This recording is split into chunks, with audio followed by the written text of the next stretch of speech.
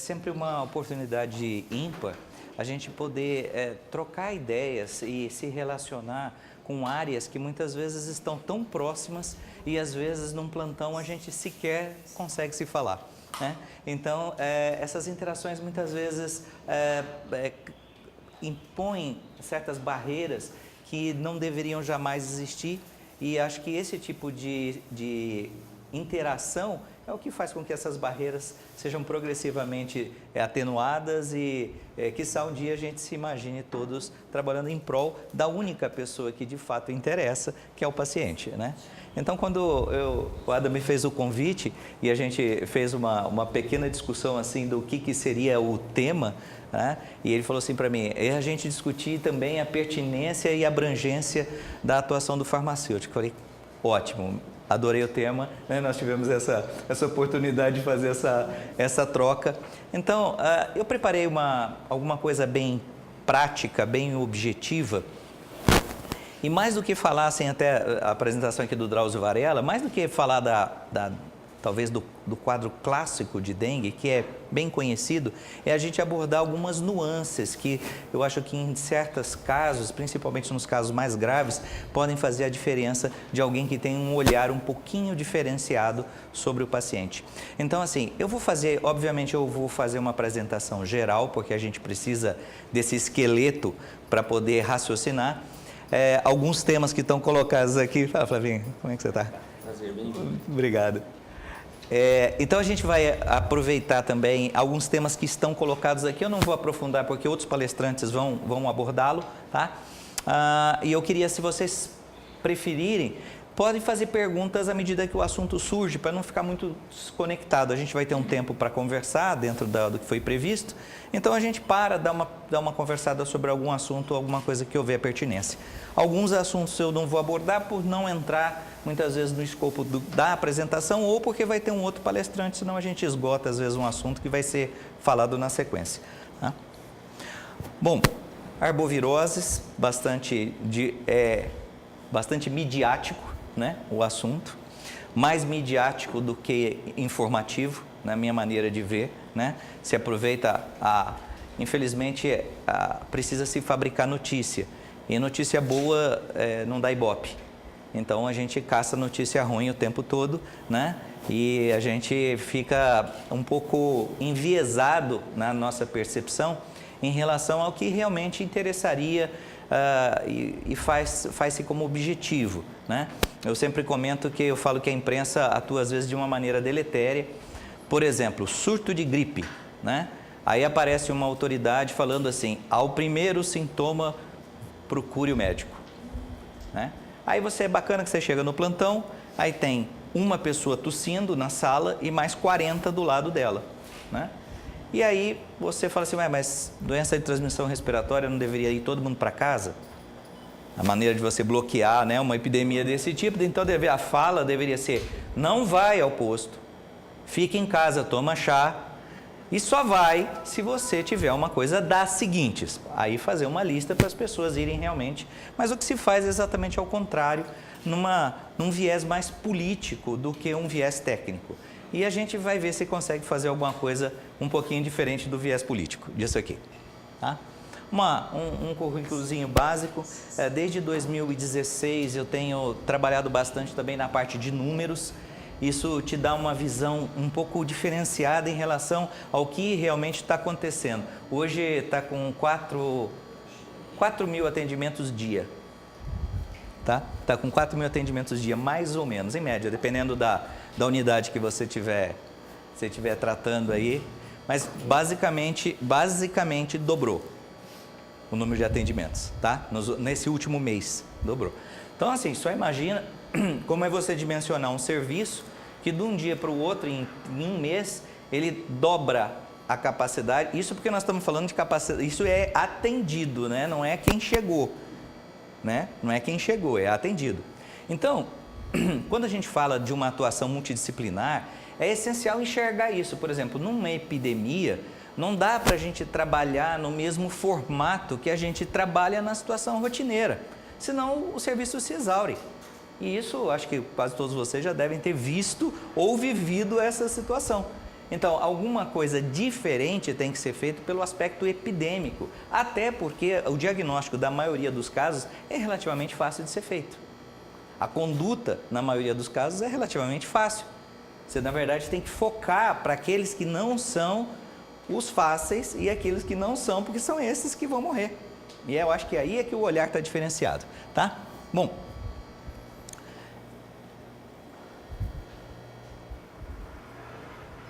como disse uma certa senhora, quem transmite a dengue é a mosquita, né? Então, as fêmeas precisam do sangue para fazer a reprodução e são elas as responsáveis por sugarem as pessoas e fazerem a transmissão do vírus, né? Oi? É. Você não vai querer, você não vai me colocar nessa, né, Flavinha? Mas a gente vai perdoar, que foi a Dilma. É, você foi a Dilma, né? Mosquita. Então, é bacana a gente ver esse quadro, porque se a gente traçar ali o Trópico de Câncer e o Trópico de Capricórnio, fica fácil entender onde essas doenças acontecem, né? Essas doenças estão basicamente na faixa equatorial e subtropical, e nessa faixa equatorial e subtropical estão os países mais desenvolvidos do mundo, né?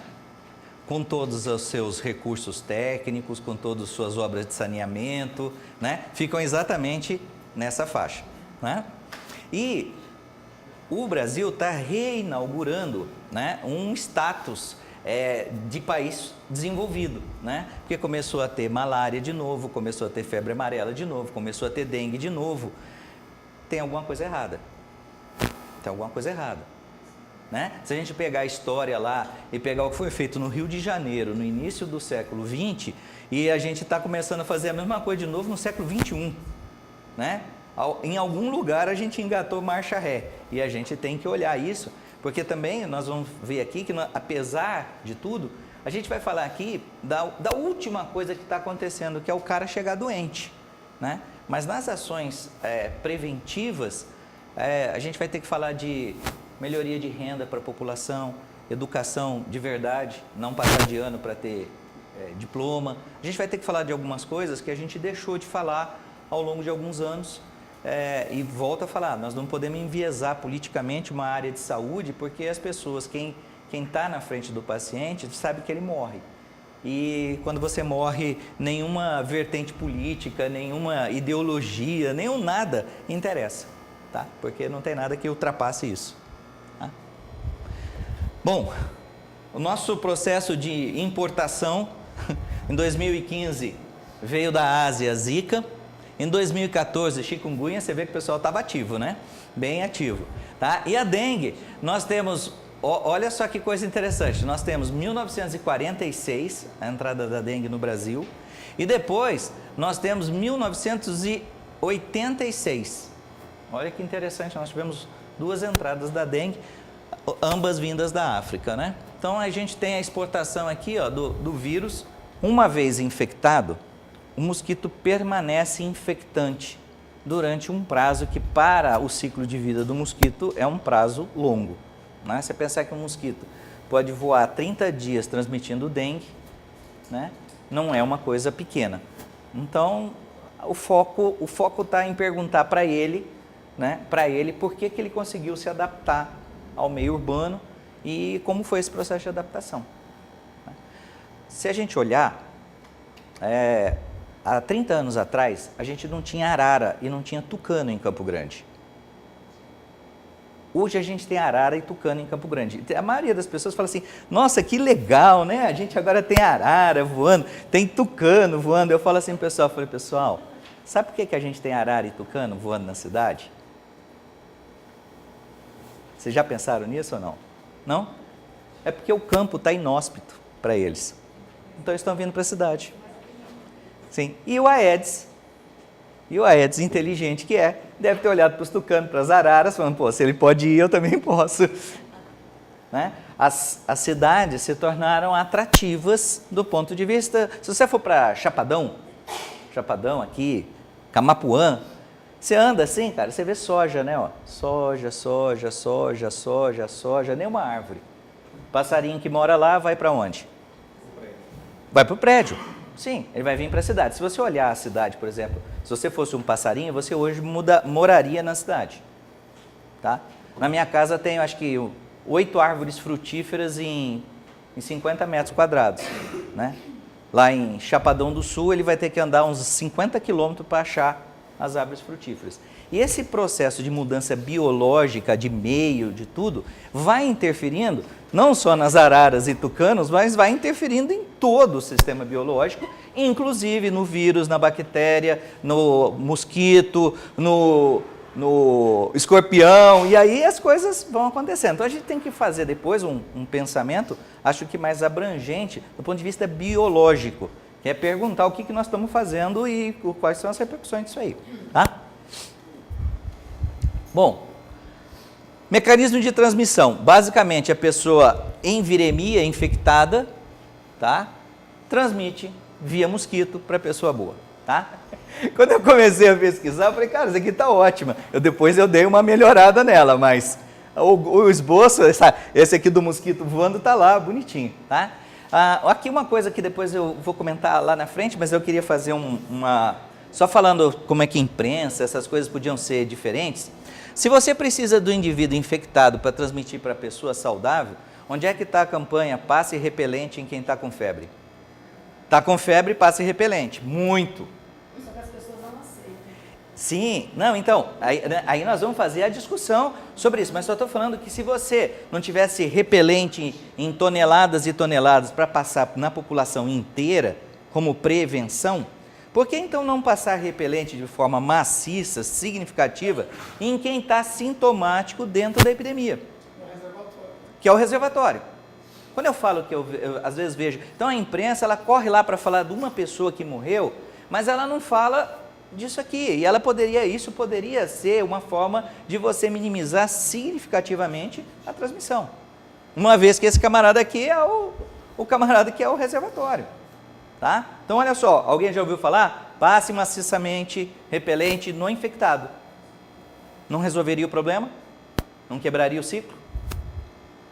Você vê como é que é? Depois vocês vão, acho que na apresentação seguinte, né? Vai ter a abordagem sobre repelente. Falei, cara, passa repelente no cara infectado. Tá? Imagina você passar repelente em todas as crianças da cidade. Qual é o impacto disso? Quantas reações alérgicas você vai ter? Quantas coisas? Não seria mais fácil passar repelente só em quem está sintomático, se você não tem a disponibilidade para todos? Se o custo, em termos de saúde pública, é alto, tá? Para você passar repelente na cidade inteira, né? Então você poderia focar, tá? Mesma coisa a gente vai ver nos atendimentos. Só parar aquilo ali, você parou o problema. Pelo menos do ponto de vista de infecção. Bom, problemas. Essas doenças, elas fazem um quadro que se parece com qualquer coisa infecciosa que você já teve na vida. Tá? Febre, artralgia, dor no corpo. A fase inicial, até nessa apresentação aí que você colocou do Drauzio Varela, não, ela começa já... Não começa. Em alguns casos, sim, a dengue começa de maneira bastante importante. Mas tem casos insidiosos, em que a aparência clínica não é tão evidente. Eu falo que essa dengue que o cara chega de um dia para o outro, estourando de dor de cabeça, febre, mancha no corpo, tá? Dor articular em tudo quanto é lado, cefaleia, né? Dor retroorbitária, e hemorragia, essa aí minha mãe faz diagnóstico. Essa aí, no meio da epidemia de dengue, essa tá fácil. Até podia ter um formuláriozinho para o cara preencher. Né? Há um tempo atrás eu falei para o pessoal, a gente estava com um problema sério no hospital, de demanda das pessoas que vêm, porque o camarada da dengue não vem uma vez só, né? Ele vai e volta, ele vai e volta, ele vai e volta, e ele entope o sistema. Se vocês olharem quem está trabalhando na ponta, ele sabe que está entupido, porque você pega o cara e ele já veio 3, 4 vezes. Quer dizer, cada pessoa gera 3, 4, 5 atendimentos, às vezes até mais. Aí que eu falei, rapaz, pelo amor de Deus, a hora que o cara chegar, fala assim, o que o senhor veio fazer aqui? Falou assim, eu estou com dengue. O senhor veio para rever o seu caso? Vim. O senhor está bem? Tô. Então vai fazer um hemograma. Que evita do cara, porque ele ainda entra, conversa, vai pedir o hemograma, ele sai, espera, volta, enche o saco de todo mundo que está lá, porque está demorando, aí esse camarada vai, ele ocupa todo o sistema, tá? E esse é uma das coisas pelo qual o sistema se exaure muito rápido. Tá? Bom, então esse aqui são os sintomas, mas são os sintomas das arboviroses de maneira geral, das 3. Tá? E nós precisamos discutir um pouquinho o que a gente vai enxergar que vai fazer diferença entre uma e outra. Né? Esse quadrinho é super bacana, ele é super didático. Pena que as doenças não leram esse quadrinho de maneira assim tão didática como está aí. Tá? Como eu falei para vocês, existem casos que ficam aqui no meio e fica muito difícil o diagnóstico. Tá? Mas basicamente, você tem a febre, normalmente ela é bem alta, olha só, olha aqui imediato, lá ó, baixa. Então quando vai para a zika, a febre é um pouco... O que é febre alta? Acima de 40? 39? 38? 38,5? Tá, nós estamos no meio técnico, né? A gente está com dificuldade de definir o que é febre alta. Tá? Nós estamos no meio técnico. A gente está com dificuldade de definir o que é febre alta, olha só. Né? Eu, por exemplo, só tenho febre baixa. Tá vendo? Só tenho febre baixa. Né? Então, assim, imagina para você colocar para a população, isso. Tá? É um grande problema. Tá? Bom, dor, artralgia. Quase sempre a dor da dengue é moderada, tá? A chikungunya intensa, né? Eu já tive dengue e eu não levantava da cama. E eu li esse quadrinho de novo e falei, a dor é moderada. Essa que você está sentindo não é. A dor é moderada. Por isso que eu estou falando, o problema são as expressões de variabilidade que tem dentro da doença, né? Esse dia eu descobri porque tinham inventado o controle remoto da TV.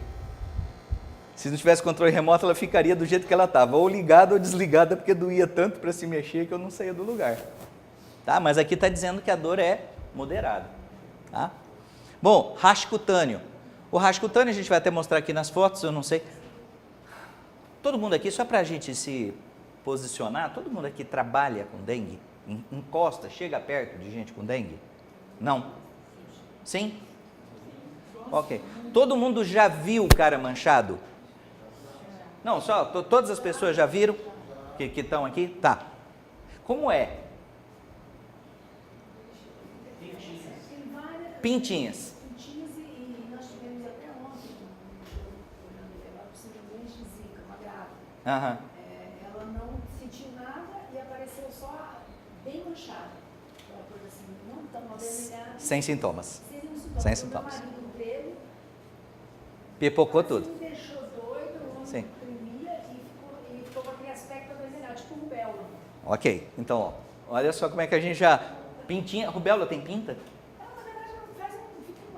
Isso, a parede assim que passa batom, quando você quiser tirar a marca de batom da parede branca, você passa assim o batom, mais ou menos o cara fica daquele jeito assim, meio manchadão, tá? Malhado, tá? Coceira, né? A gente tem a coceira mais pro lado da zika, tá? Vermelhidão dos olhos, a dengue não tem, tá? Esse aqui é um fator importante. Alguém aqui já teve o filho que ficou com os olhos vermelhos quando estava com febre? Não? Então preste atenção no olho do filho de vocês, você vai ver que ele fica vermelho. Tá? Então a febre, só a febre, faz hiperemia ocular por aumento de fluxo. Tá? Dá para diminuir um pouquinho o ganho dele. Bom, então não é tão fácil assim para a gente diagnosticar. Eu estou batendo nisso por causa que, principalmente quando a gente for para o lado hospitalar, vocês vão ver que a coisa dá uma apertada considerável. Se puder baixar ainda, tá bem. Uma coisa que pode ser feita para diferenciar é a prova do laço. Né? A prova do laço é feita basicamente em você garroteando esse indivíduo usando uma pressão média, tá? Adulto 5 minutos, criança 3 minutos, e depois você vai ver se o camarada pintou e quanto pintou. Tá?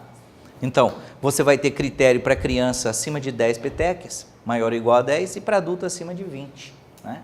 Que é super fácil, você num plantão de dengue, aquele troço pegando fogo, aí você fica contando quantas... Eu estou fazendo esse paralelo só para a gente colocar entre o mundo real, tá, e o mundo teórico. Então, se você precisa diferenciar um quadro, com certeza você vai fazer isso dessa forma. Mas no escopo de todas as pessoas que você vai atender, é muito difícil se você for fazer isso. Quantas pessoas vocês conhecem que entram para atendimento que não vira APA? Imagina medir a PA média, né? Tá? Então, assim, só para a gente colocar no mundo real, tá? O pessoal da área de saúde me reclama frequentemente que não aguenta mais bombar. Parece bobo, parece uma coisa boba, mas é bobo para quem não está lá. Eu não sei se vocês já fizeram umas 30 ou 40... no dia da saúde, você deve ter feito. Foi gostoso, não foi? É bom para fisioterapia, né? Mas no final do dia, né? Isso, no final do dia você dá tchau assim, com a mão assim já, porque acabou, né? Então assim... Farmacêutico em cidade pequena que chamam para você em velório. Você vai medir a pressão de todo mundo, né? Você já vai com roupa de ginástica, né? Porque você vai fazer, né? Bom, então a prova do laço é uma das provas diferenciais, a gente vai ver um pouquinho na frente por que ela é tão importante. O que é isso?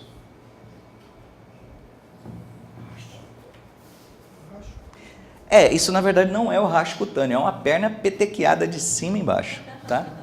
Essa paciente está com 1 semana e meia. Olha só que interessante, essa paciente foi parar no hospital com diagnóstico de meningite. E meningite também faz petequia. Meningite também faz petequia. Olha só que eu estou falando da questão de realmente diferencial, tá? Isso aqui é a evolução da dengue no Rio de Janeiro em 2012, tá? Então aqui estão os sintomas, febre, olha só, falta um pedacinho, né? Aqui, ó, da febre, ó. Tem gente que teve dengue e não teve febre, tá? Ó. Falou que a febre é uma coisa marcante, né? Então tem gente, e na verdade, se vocês forem ver aqui nos casos, praticamente todos os sintomas tem gente que não teve, ó. E começa com febre, cefaleia, prostração, dor, artralgia, e aqui, ó, dor abdominal, exantema, aí daqui começa petequia, epistaxe, gengivorragia, aqui, esse camarada aqui é o grave, tá? Esse é o camarada, é o grave. Mas a imensa maioria da turma tá aqui, ó. Aqui em Campo Grande, a primeira epidemia de dengue foi em 2017, veio com vômito e diarreia violentíssimo. Esse surto agora que está o tipo 2, vocês estão pegando poucos casos acompanhados de vômito e diarreia.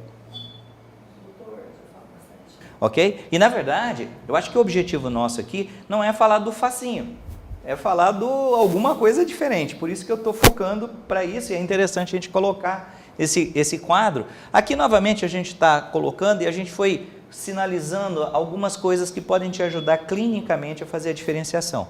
Então, febre é um fator importante para dengue e para zika, a artralgia é muito importante para chikungunya, o exantema para a zika também é um exantema bem importante, a hiperemia nos olhos para a zika é bastante importante, a dor retroorbitária acontece mais para dengue e para zika, e aqui, ó, a parte que dá para falar porque não é tão para o leigo, gânglio, dengue, leucopenia, dengue, plaquetopenia, dengue, hemorragia, dengue.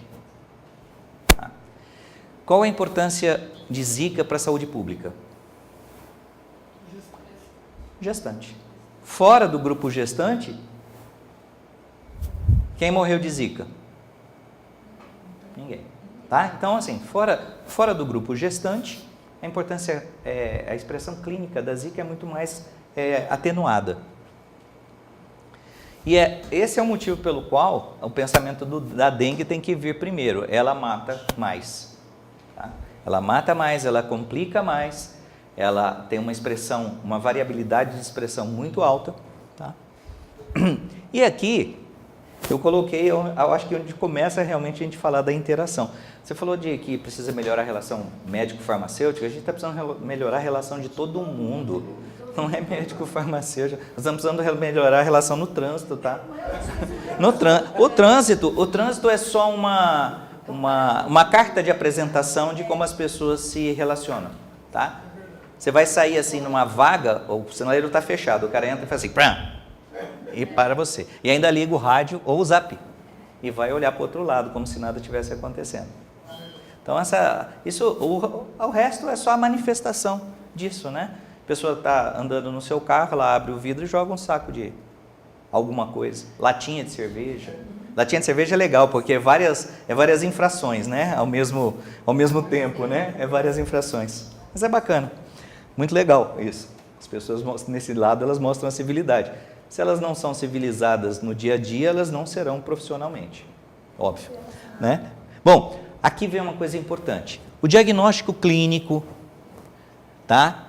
Pode ser feito pelo médico ou por um profissional de saúde. Indistintamente.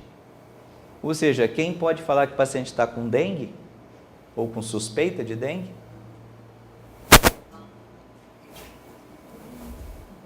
Todo mundo. Todo mundo que é capaz de olhar, né? A vizinha também pode falar. É dengue. É dengue até que você prove o contrário. E esse é um raciocínio bastante saudável, eu vou falar isso para vocês, é um raciocínio bastante saudável para você fazer na prática clínica. Se o paciente chegou, ele tem uma doença que se parece dengue, nós estamos numa epidemia de dengue, o que é dengue? Até prova em contrário. É defensivo, eu diria que é defensivo. Por quê? Porque de todas essas patologias, só a dengue mata, de maneira significativa. As outras doenças podem matar, principalmente se a pessoa tiver alguma complicação, né? Complicação já advinda dela ter um problema de saúde qualquer. Por exemplo, no meio da epidemia de dengue, ninguém fala em AIDS. É como se a AIDS tivesse desaparecido. Então, ninguém lembra que às vezes uma pessoa que entra em colapso por causa de uma viremia, ela tem uma doença de base de fundo. Mas ninguém fala, porque como está na epidemia de dengue, o repórter quer falar que morreu de dengue, que é para criar pânico. Tá? Sim? Até que ponto o teste rápido contribui para o diagnóstico da dengue? Do ponto de vista epidemiológico, eu diria para você que não, nada, epidemiologicamente falando. O teste rápido vai influenciar talvez num paciente grave para você fazer a diferenciação dele, do indivíduo. Epidemiologicamente não, porque inclusive a maioria das pessoas sequer vão ter acesso a uma sorologia. E nem você vai dar conta de fazer, tá?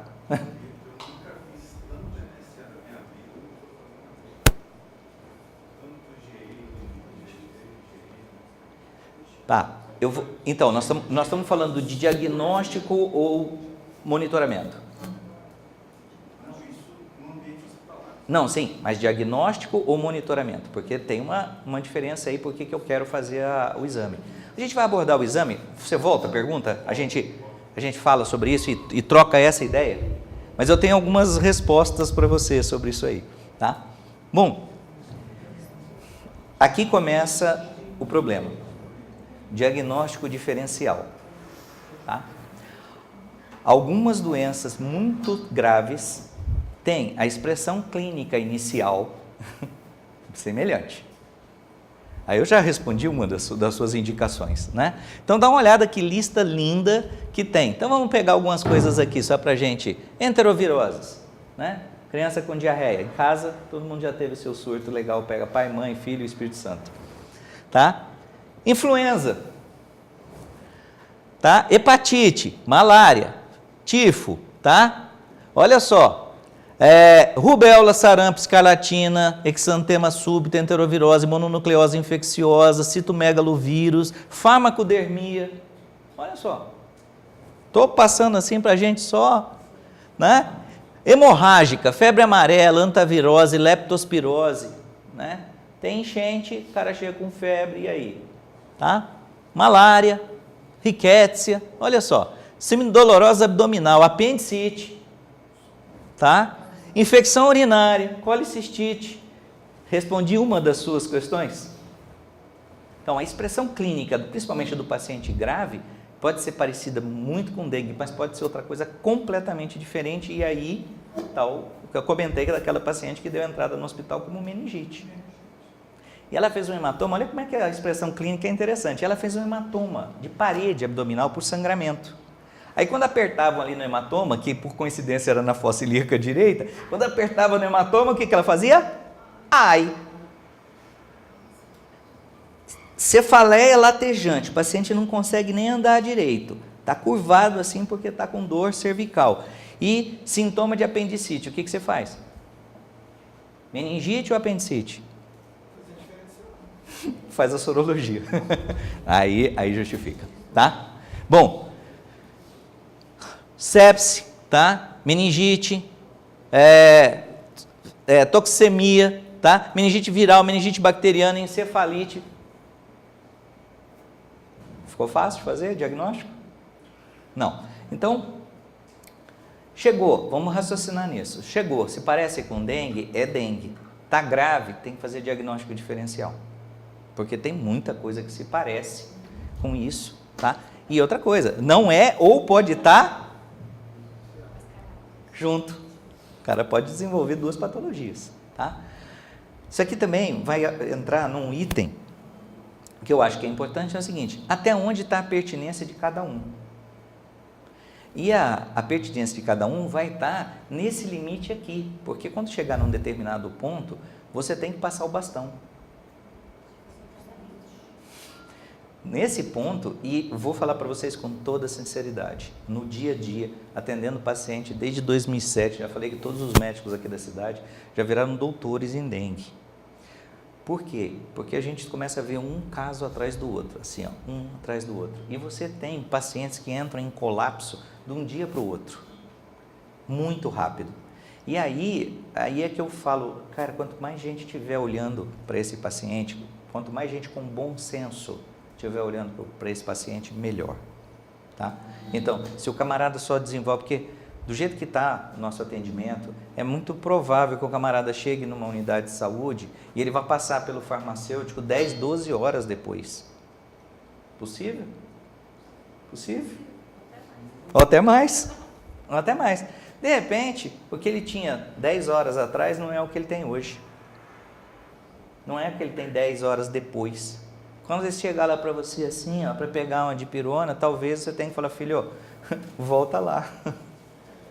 Volta lá, não dá para mandar você para casa não, volta, tá? Bom, diagnóstico, sintomas, exame físico e teste laboratorial, tá? Exame clínico dá para fazer para todo mundo, tá? História, você consegue pegar por telefone até, tá? E exame laboratorial, você vai fazer bastante com certeza, porque a demanda está alta. Tá? E esse aqui, do ponto de vista diagnóstico, é o que eu gostaria de deixar para vocês. Fácil para os casos evidentes, difícil para os casos borderline ou que o paciente tem alguma coisa associada. Né? Se o paciente é diabético, se o paciente é hipertenso, se o seu paciente tem um AVC, uma sequela de AVC, se o seu paciente tem uma coagulopatia, a sua vida se complicou bastante, tá? Não existe tratamento específico. Aqui é o grande drama, muitas vezes, de você ver o seu paciente afundando e não ter o que fazer para ele do ponto de vista específico, né? E cuidado para aliviar os sintomas, tá? O cuidado está basicamente na hidratação, um cuidado básico, né? Nós não estamos falando aqui de cuidado hospitalar, estamos falando de cuidado básico, controle de febre e dor, tá? E aqui a gente ainda briga com a internet. Eu lembro que 4 anos atrás alguém colocou na internet que não podia tomar dipirona para dengue. Lembra disso? Aí toda a receita que você fazia, você tinha que colocar, explicar que não tinha problema com a dipirona, que o problema mesmo é o paracetamol, né? Que é hepatotóxico.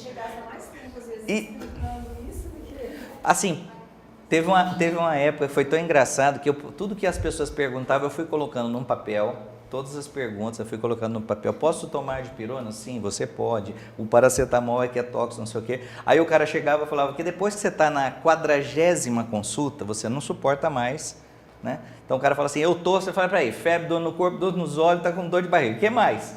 Né? Tem alguma coisa a mais? Então o cara chegava e falava assim, dá para o senhor ler isso aqui primeiro? Porque vai saturando o serviço. Pergunto, precisaria ser um médico para fazer isso? Hoje, nós estamos no meio de uma epidemia. Quem vocês estão vendo apoiando o atendimento? Apoiando, de verdade. Não, a enfermagem já está lá. Ela já deveria estar lá, ela está lá. Quem mais? Quem mais está lá para responder dúvida, ajudar, orientar, fazer uma segunda reavaliação? Tá? Mas para o 0 eu posso ajudar. Não, para o 0 eu posso ajudar, certo? O posso ajudar foi preparado? Não. Qual foi o critério? Ok, continua. Bom, aqui tem uma coisa que o farmacêutico pode fazer, né? Vamos diferenciar farmacêutico e balconista que está interessado em vender remédio, né? Vamos fazer uma diferença imensa, enorme entre esses dois grupos, né? Então, a maioria da população, eu vou fazer uma correção, não tem acesso a farmacêutico. Não, a maioria da população tem acesso a balconista. Tem acesso a balconista de farmácia que está interessado em vender remédio. E vende cada abacaxi. Empurroterapia, né? Empurroterapia do bonificado, né? Empurroterapia do bonificado. E aí é um trabalho que vocês têm que fazer, porque isso mata, porque para o leigo ele não sabe a diferença. O cara ainda usa o jalequinho branco, não usa? Ó, jalequinho branco para a população, o que é isso? Tá? Então tinha que ter assim, tipo, cor de jaleco, tinha que ter alguma coisa para a população enxergar. Porque o camarada que não tem educação, gente, ele vai no instinto, ele trabalha por instinto. É o que ele consegue captar do mundo. Então tem umas coisas assim, cara, ó, jaleco branco é só pro farmacêutico. O balconista tinha que ter jaleco roxo, verde com bolinha, qualquer coisa diferente. Porque o farmacêutico tem a atenção de saúde, o balconista tem a atenção comercial. E aí o cara chega e encosta no balcão da farmácia e vão empurrar para ele. Outro dia minha cunhada ela veio da farmácia com uma receita de medicamento, que eu comecei a ver o medicamento. Rapaz, eu falei assim, quem que é o desalmado que faz uma coisa dessa? Tá? E ela não tem ensino primário. E ainda assim o cara consegue empurrar cada coisa, tá? Cada coisa que a gente vê. Então assim, eu acho que realmente precisa de fazer uma interação diferenciada, porque algumas coisas são, assim, críticas. Outro dia a gente está falando de interação. Outro dia devolveram um receituário azul para mim, porque o farmacêutico alegou que ele não sabia se eu tinha escrito 2018 ou 1018. Um milênio de diferença. Tá certo que a letra de médico é horrível, é péssima, né? Falei, mas 1 milênio de diferença. Aí eu perguntei se já tinha sido feito papel, né? 1000 anos antes. Então, isso talvez seja esmerismo, né? Caneta. Sim. Mas se você tivesse dúvida se era 18, 19 ou 17, tudo bem. Mas o primeiro dígito... O paciente volta no meu consultório sem o medicamento, porque o primeiro dígito ficou sob júdice. Então, assim, realmente tem algumas coisas que a gente precisa melhorar e muito. Tá? E eu estou falando que o coitado que vai gastar gasolina e voltar é sempre o mesmo. Tá? Bom... Não dê anti-inflamatório. Ponto. Ponto.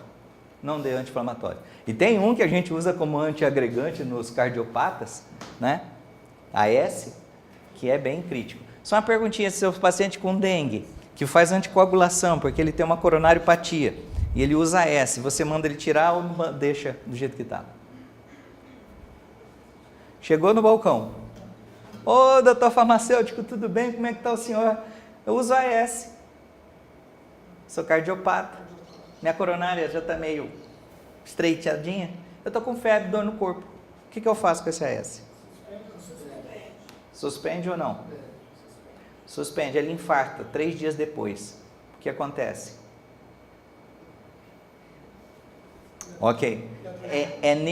Eu acho que aí é que eu queria chegar realmente para a gente fazer o fim da discussão, tá? É aí que eu quero chegar. Porque é claro, se eu chego lá, 22 anos, sarado, coisa, fala assim, eu tomo AS ou não? Você fala, não, né? Óbvio.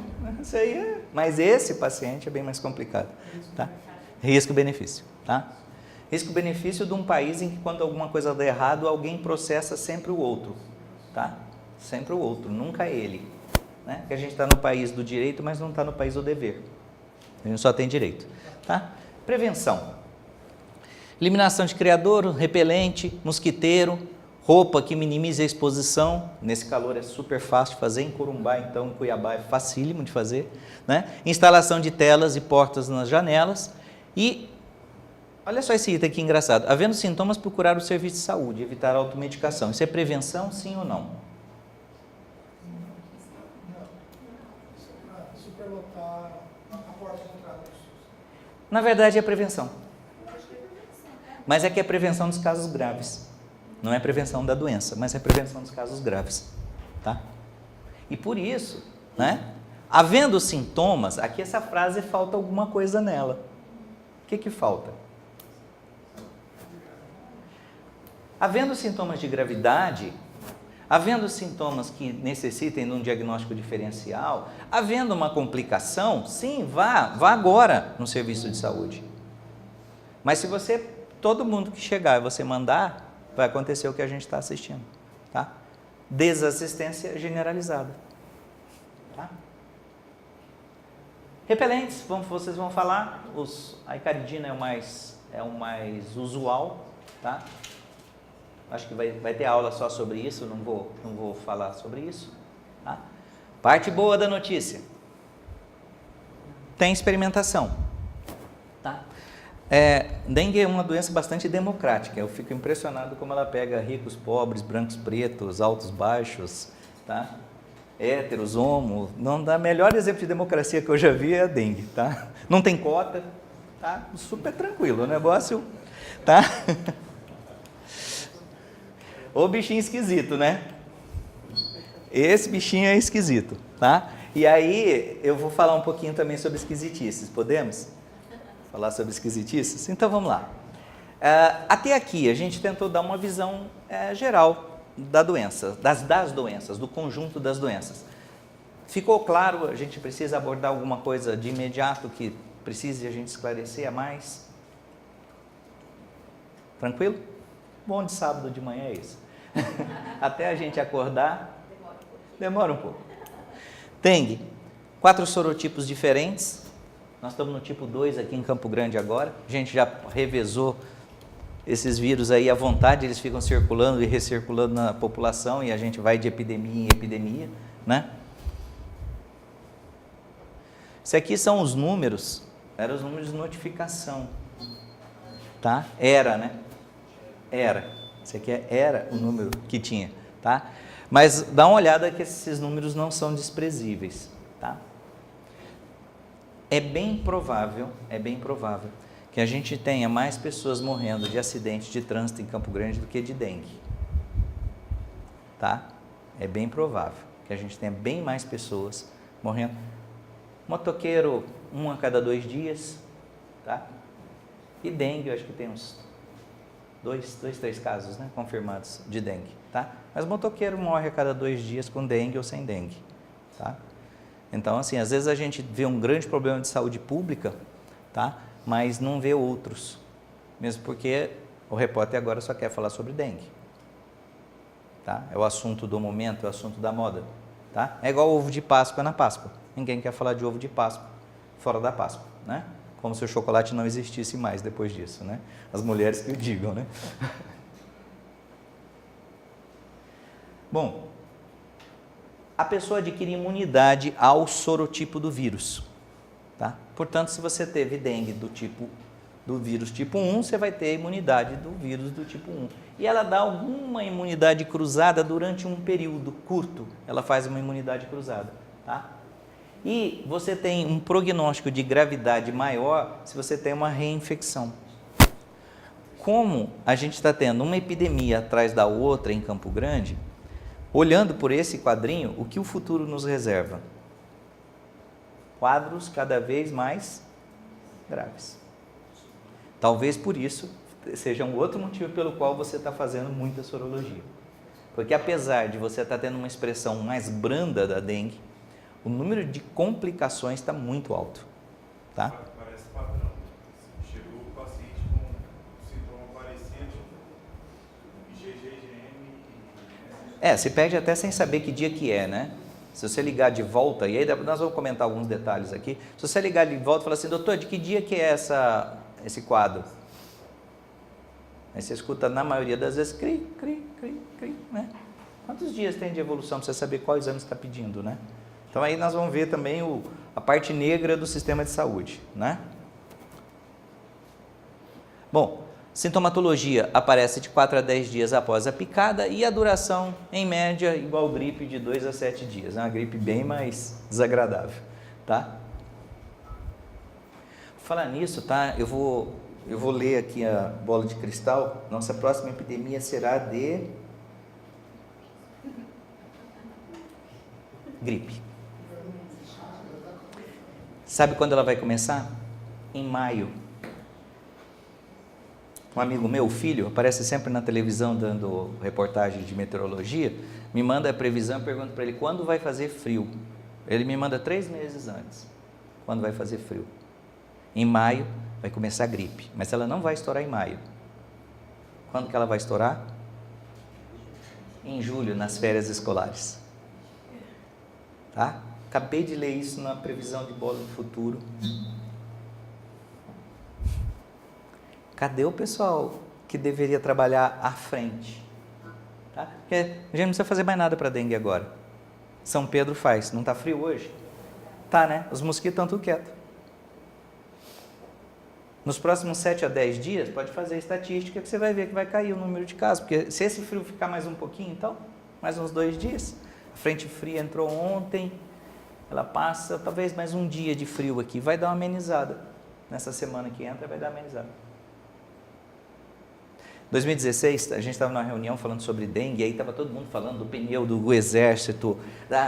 Aí eu levantei a mão e falei que não estava faltando a gente consultar alguém, né? Aí o pessoal falou, o que está faltando? Eu falei, São Pedro. Se você perguntar quando vai chover, qual o regime pluviométrico, você tem uma boa capacidade de previsão. Porque o mosquito precisa de água. Matemático. E é 27 graus e meio, não é a eclosão da larva? Certinho? Acho que é 27 graus e meio. Ela eclode nessa temperatura. Se não der essa temperatura, não eclode. Olha só. Matemática. Tá? Mas a próxima previsão minha é, anota para vocês verem que se eu vou ter gripe. Tá? E vai morrer gente. Tá? E a imprensa vai falar muito sobre gripe. Mas não vai ter AIDS. Ninguém vai morrer de AIDS, vocês vão ver que coisa interessante. Ninguém aidético ficou gripado. Vocês vão ver. Guardem isso, para vocês verem a questão do viés, que a gente está recebendo uma coisa muito enviesada, isso é perigoso. Tá? Bom, a pessoa infectada, aquele vermelhinho que eu falei para passar repelente nele, ele transmite, tá? Até o 6º dia que a doença está instalada na fase de viremia. Tá? Depois disso aí não transmite mais. Era só pegar esse cara e colocar numa redomazinha assim de vidro, sem mosquito, tá? Cheio de coisa para repelir ele. Tá? É um mosquiteiro, o antigo mosquiteiro, né, da vovó da gente. Não há transmissão direta de pessoa para pessoa, não transmite pelo beijo, igual pagando a AIDS, e há registro de transmissão por transfusão mãe-feto. Tá? A sintomatologia específica, por causa do comprometimento neurológico, a dor de cabeça chama bastante atenção, as dores articulares, a mancha típica de dengue é essa, mas essa mancha típica de dengue não dá para diferenciar de uma farmacodermia.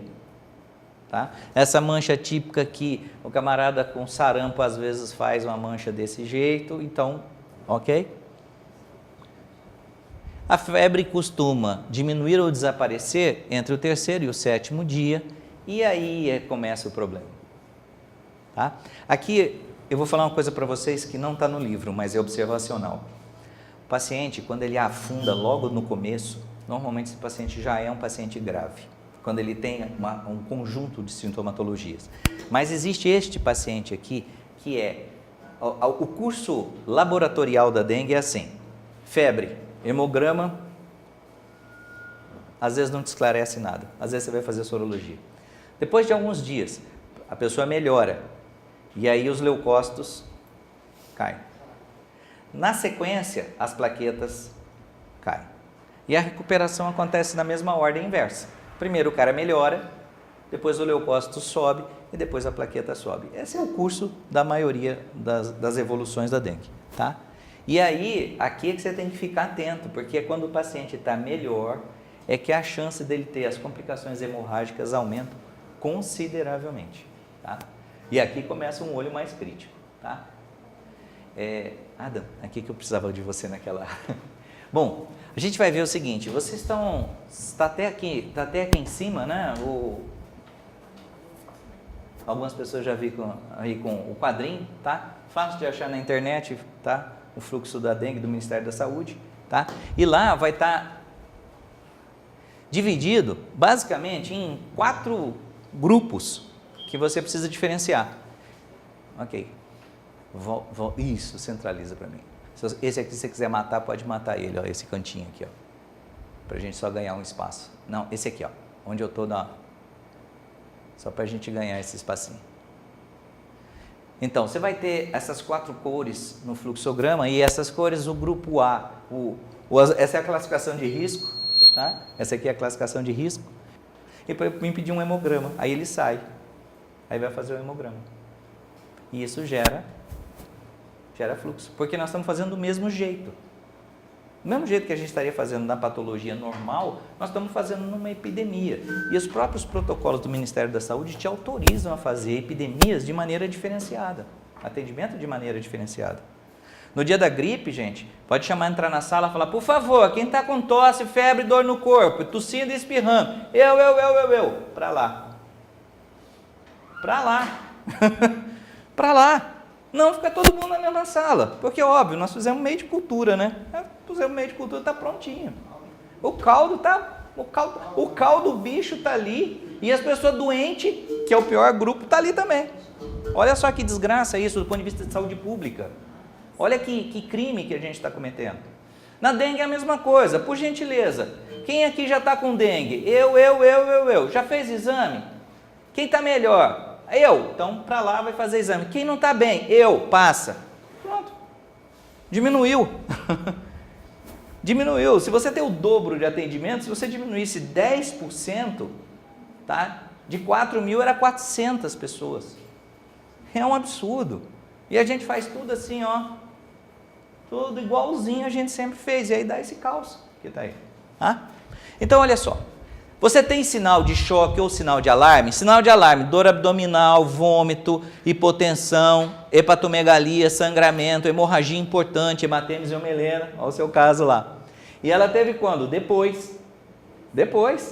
É isso aqui, ó. Esse caso seu é o fluxo perfeitinho, tá?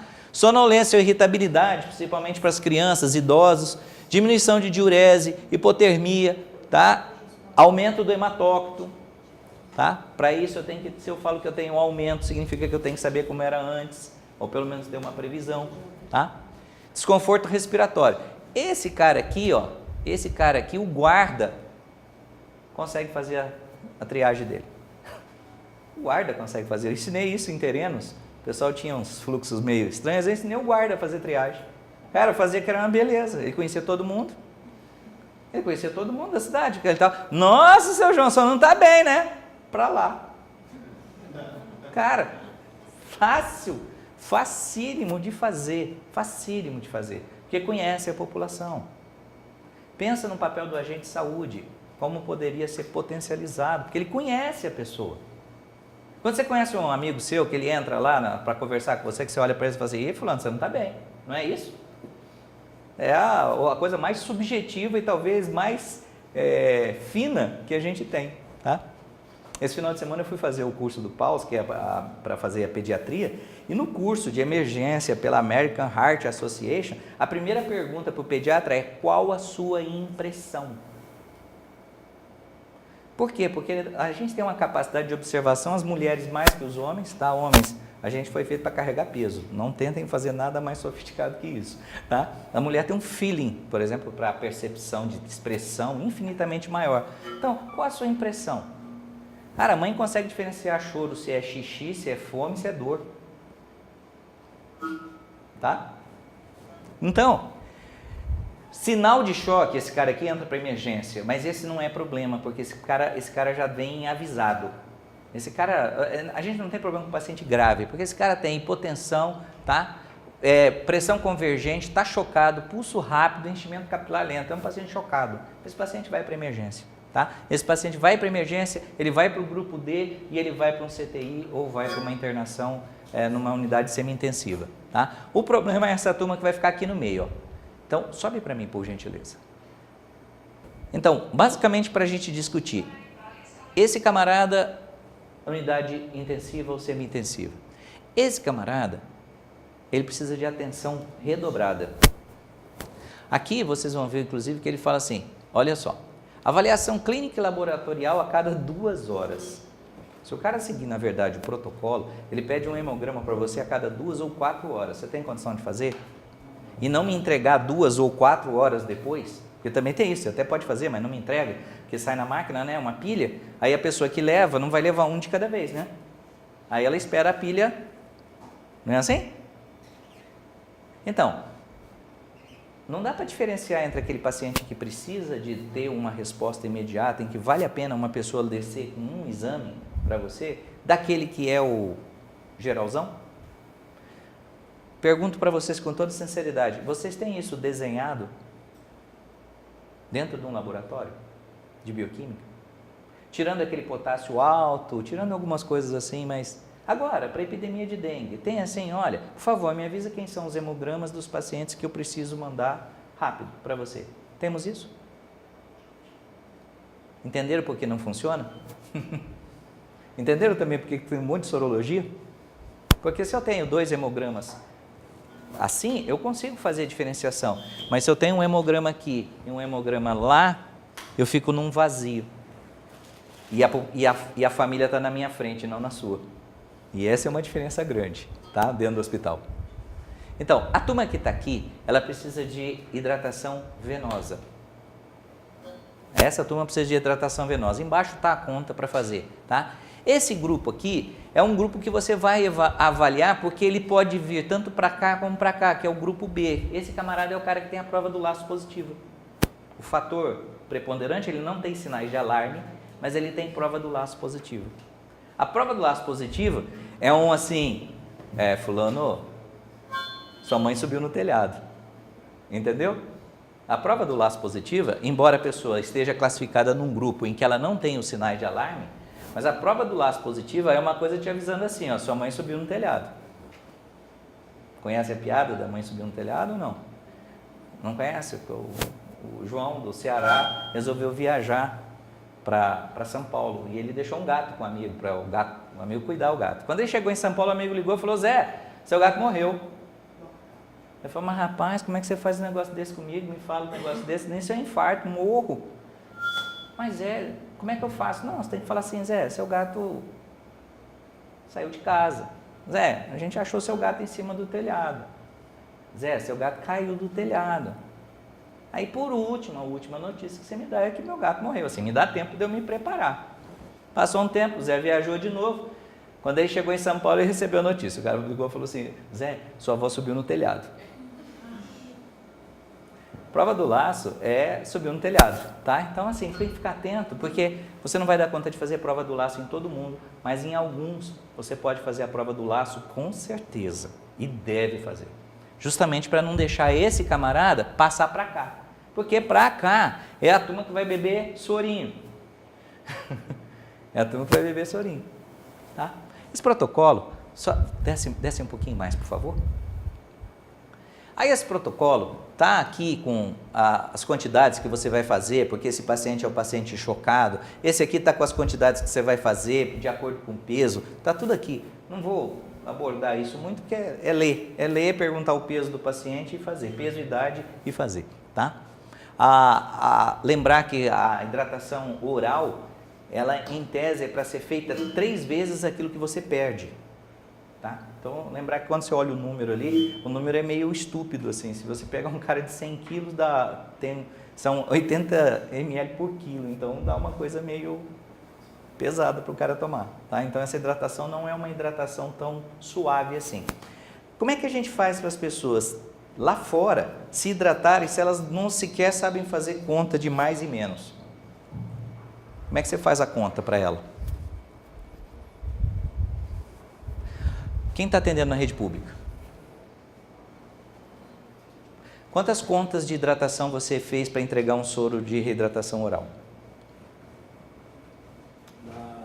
Nenhuma. Ok. Obrigado pela sinceridade. Nenhuma, né? Por quê? Principalmente pelo volume de pacientes. Ok. Então, de novo, o que eu estou falando, a gente atende muito e mal.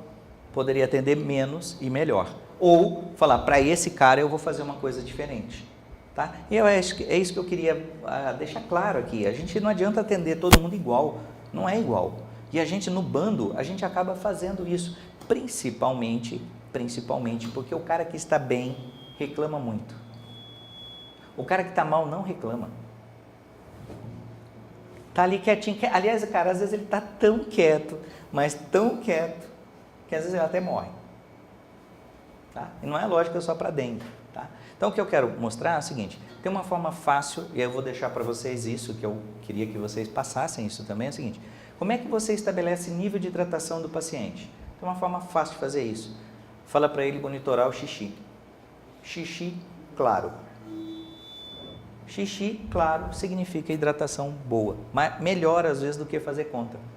Melhor às vezes que dar uma jarra graduada para ele, tá? É falar para ele, cara, você tem que estar fazendo xixi claro, até porque você tem perdas que às vezes não são perdas visíveis e que este critério de perfusão renal resolve o problema. Então, assim, o que eu queria falar para vocês é, já que não vamos ter tempo para fazer todas as contas por causa do fluxo, coisas desse tempo, quando você entregar um soro de reidratação, orienta a pessoa a falar, cara, observa se o seu xixi está claro. Se não tiver claro, toma mais. E esse dá para fazer? Dá, né? Esse dá para fazer. Esse dá para colocar na placa, na verdade. E deveria estar na placa. Tá? Você quer ver? Se você for numa unidade agora, está tendo uma epidemia de dengue, né? Procura um cartaz com orientações. Orientação em linguagem leiga, né? Você não vai entregar isso aqui. Esse dia no hospital que eu trabalho fizeram uma coisa dessa. Puseram um fluxograma desse na parede para leigo. Tem dois lados. Tem o pessoal do Google que vai chegar aqui e falar assim, mas eu li que no Canadá não é 80, é 82. Né? E vai ter o pessoal que não sabe ler, no outro extremo da fila. Então, isso aqui não adianta, isso aqui é para técnico, tá? Mas olha só, nós estamos no meio da epidemia. Onde é que está o cartaz de orientação? Falando isso, tá com dengue, beba bastante líquido, não é água, é soro. E o xixi tem que estar claro. Cadê esse cartaz? Não existe. Não existe. Cadê a imprensa? Aliás, ele não deixa nem colocar cartaz. Cadê a imprensa para falar? Tem a foto dele no cartaz. Isso. Então, né? Como ele não quer o cartaz dele com xixi, volta para mim, por favor, na apresentação. Ficaria engraçado o cartaz, né? Então, a gente precisa diferenciar o que é política e o que é atenção de saúde. Acho essencial isso, tá? Pode passar? Pode. Perdão. Mudou de... Bom, os sinais indicativos de gravidade, não é o grave eu falei para vocês que se autoseleciona, né? A sua paciente quando chegou sangrando, você não teve dúvida do que você ia fazer com ela. Sim, tá? Mas olha, dor abdominal, vômito, sangramentos, sonolência e irritabilidade, queda de pressão arterial, o leigo chega falando de tontura, né? Dificuldade para respirar, tá?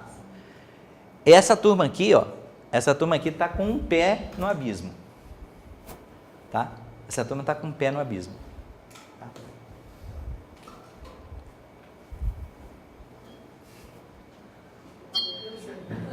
Há uma grande chance desse cara dar zebra, tá? Há uma grande chance. Esse cara precisa de cuidados diferenciados, de verdade. Esse cara precisa de médico, esse cara precisa de enfermagem, esse cara precisa de laboratório, e às vezes esse cara precisa de assistente social e psicólogo. Porque o trem às vezes vai... Tá? Como eu sou filho de mineiro, o trem define quase tudo que você precisar falar, tá? Ok? Doutor, é um Sim. critério de internação? Sim, sim, aqui o grupo C, quando ele tem sinais de alarme aqui, ó, Critério de internação. Se essa internação vai ser longa, no sentido de ultrapassar 24 horas, ou seria uma internação em regime de day clinic, até o laboratório me entregar o segundo hemograma, eu não sei, mas é internação. É hidratação venosa, tá? É a avaliação desse paciente, é avaliar a comorbidade desse paciente. Tá? Doutor, Sim? lá no consultório, o médico, tipo, aquilo que você falou, ele não tem a subdoença. Que a pessoa tem ou mantém, essa saturação do mesmo sintoma, trata todo mundo igual. Sim. Você até pode tratar todo mundo igual como o processo de recepção. Por isso que eu falei, a recepção deveria ser diferente, né? Por exemplo, quem aqui está com dengue, está voltando para fazer exame, está bem? Eu! Então, bom, quantos anos o senhor tem? Eu tenho 75. Tá bom, seu hemograma primeiro. Seu hemograma primeiro. Sou da turma do bem, que está bem, vamos fazer o hemograma, mas o senhor poderia ir na frente. Então tem algumas coisas mesmo, tá? Quem aqui tem diabético? Quem é hipertenso? Quem é? Então você poderia fazer alguma diferenciação. Mas o que eu acho que acontece na prática é que você satura todo o sistema de saúde. Satura, e aí vira uma massa amorfa, todo mundo faz tudo igual e o que importa é ter feito e ter um risquinho lá, um quadrinho burocrático. Esse é o ponto que eu vejo. Tá? Não sei se é diferente onde vocês trabalham, tá? Mas onde eu trabalho, onde eu vejo as coisas, eu vejo assim. Então, se eu estou fazendo a minha parte, eu fiz minha parte, pronto. É a minha parte que interessa e não qual é o resultado final do paciente. No Brasil, a gente não trabalha com meritocracia, por isso que a gente faz isso. A gente não trabalha com meritocracia. Ninguém pergunta se você atendeu bem, pergunta quantos você atendeu. Tô certo? Essa é a pergunta básica. Alguém pergunta como você atendeu? Não, a gente não tem nem ferramenta de avaliação para fazer isso, né? Ok? Esse é o problema. Tem médico lá na minha universidade, lá, faz até um combo. Eu até abri da farmácia, você aqui é o médico do combo. Sim. Então, o que ele passa? Omeprazol, ranitidina, Clasil e hidroximagnésio. Receita Padronizado. fixa. Fixa para todo mundo. Essa receita fixa talvez atenda 80%, 90%. 10% eu tenho certeza que não. Tá? Dos 10%. Não, eu também faço receita padronizada. Eu falei para vocês, eu fiz uma para entregar para o cara antes dele falar para mim. Agora eu pergunto para ele, você tem alguma coisa diferente disso aí? Que essa é a pergunta. Porque o arroz com feijão lá, a hidratação, isso e aquilo é igual para todo mundo, né? Tá, paracetamol é hepatotóxico, mas o que você vai dar de antitérmico para o camarada que tem alergia de pirona? Paracetamol. Só que aí você tem que orientar ele a fazer o quê? Monitorar função hepática. Porque E como é que tá? Meu amigo, às vezes é melhor não dar nada. Às vezes é melhor não dar nada, faz compressinha no cara com febre do que ele tomar um medicamento para potencializar, por exemplo, se ele tiver uma função hepática que já está muito fora do lugar, né? Sim. Voltando um pouquinho na epidemiologia, Sim. o senhor comentou no início que teve alguns casos hemorrágicos que vieram a óbito. Quantos foram? Foram 4. Você diz agora nessa? Agora, recente. Se eu não me engano, Nessa epidemia. caso confirmado, se eu não me engano, são 3 ou 4. Mas eu não me lembro ao certo. 3 ou 4 óbitos. Sim. Mato Grosso. Não, Campo Grande. Campo Grande, eu acho que tem 3 ou 4. 10. Tá? Um acidente na rodovia mata isso. Tá? Então, por isso que eu tô falando, por isso que eu comentei do enviesado. Tá? Sim. Na verdade, dengue toda dengue é possível que seja hemorrágica, né? A hemorragia é a evolução clínica dela, né? Ele debilita a pessoa, porque ela falta ao trabalho. Sim. Dificulta também, ela tem outras complicações. Sim. Não é porque chegou a morte que a gente não vai cuidar. Não, com certeza, não, ao contrário. A gente não gostaria de A pergunta talvez seja assim, mas peraí, nós estamos tendo isso tudo por causa do mosquito? isso para falar. Também tem o raciocínio inverso, né? Mas eu só estou dizendo assim, quando se alega uma mortalidade muito alta, que cria, às vezes, a situação de pânico, e a situação de pânico não ajuda. A situação de pânico não ajuda. A orientação, assim, é o que eu falei, cadê o cartaz orientando o cara na hidratação? Cadê essas medidas para o cara não entrar em pânico? E é isso que eu estou falando. O que eu estou falando é que não deveria, não poderia ser feita uma divulgação dizendo que, assim, dengue mata. Mas dengue mata. Sim, mas gripe mata. Hepatite mata. Tudo mata. Mas estatisticamente, o que eu quero dizer é que estatisticamente ela mata muito menos. Sim, você tem mais chance de morrer de acidente de trânsito indo para o posto. Se for de moto, eu não vou nem discutir. 10 vezes mais. Eu acho que E o cara não vai andando de moto todo dia. a cidade que eu moro, eu faço assim, esse ano eu fiz, o meu marido pegou dele, eu no meu quarteirão, o do outro, incentivo, limpa o quintal do vizinho. Mas numa situação de menor grado, uma situação crítica. Tá, então deixa eu só fazer uma pergunta. Nós estamos falando de lixo, de limpeza. Sim, justamente. Beleza. Por que eu tenho que contratar uma firma para carregar o lixo da minha casa? Nós não temos isso. Por que eu não posso colocar no meu carro e levar? Sim, mas Deixa eu fazer. Não, me responde. eu tenho um carro de lixo na rua. Sim, mas você leva aonde? Você põe ele aonde? No? Que o cheiro recicla. Ah. Não recicla. Garrafa, eu derramo água, eu tampo. Sim. O que eu quero falar é que nós estamos tendo alguns problemas. Por exemplo, nós não temos um processo de reciclagem adequado. Tá? Olha onde que nós vamos. Olha onde nós vamos. Eu recolho o lixo da minha casa, eu não tenho onde colocar. Porque o da garrafa eu consigo colocar. E o galho de árvore eu ponho aonde? Aí eu tenho que contratar uma empresa. Cujo valor da caçamba é 1/5 do salário mínimo. São R$60 por semana. É 1/5 do salário mínimo. Não é R$60 aqui, não. Aqui, lá já estamos quanto agora?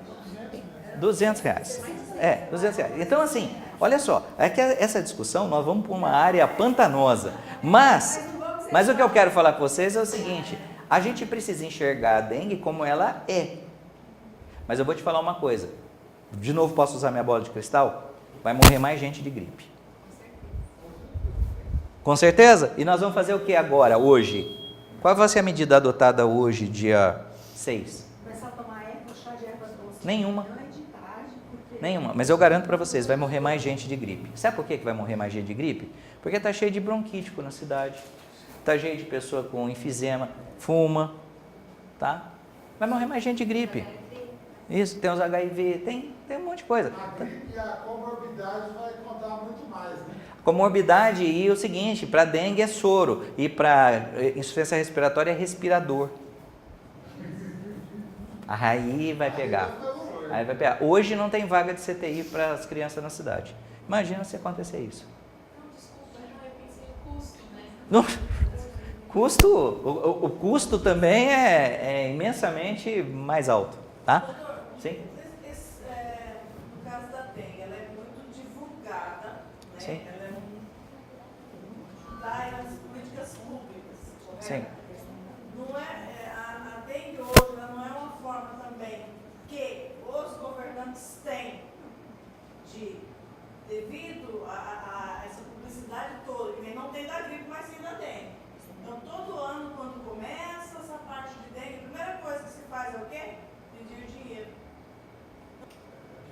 É usado Posso responder? Pergunte a ele, é seu direito. Eu acho assim que o que eu vejo, os focos estão nos quintais. Sim. No bairro, Então, o foco está no quintal, porque o quintal não é limpo. E o quintal não é limpo porque as pessoas não têm educação sanitária, tá? Não tem educação sanitária. E por que as pessoas não têm educação sanitária? Porque você ensina hoje uma criança, você ensina álgebra para ela, mas não ensina a fazer um curativo de joelho ralado. Então, voltando bastante, lá no fundo, lá embaixo, nós estamos numa coisa bastante conhecida chamada educação. Lá embaixo, cavucando, né? Cavucando, indo lá embaixo, no iceberg, né? Que tem a parte que fica submersa. Nós estamos falando de educação, em última análise. Porque nós estamos discutindo, e essa parte política também estamos falando de educação. Mas a maioria das políticas públicas, elas não trabalham com prevenção. Sim? Porque a prevenção ela é muito barata Isso. e ela não gera recursos. Então, eles trabalham com tratamento porque o valor é bem beneficiário. Sim. A gente inaugura um hospital de trauma, mas deixa a cidade cheia de buraco. Prevenção. Na verdade, nós já fizemos, eu não sei se vocês viram ali, eu já fui coordenador do SAMU, nós fizemos uma conta básica. Se a gente pegasse 50% do dinheiro de órtese e prótese da ortopedia e colocasse em policiamento na rua, a gente não precisava gastar os outros 50%.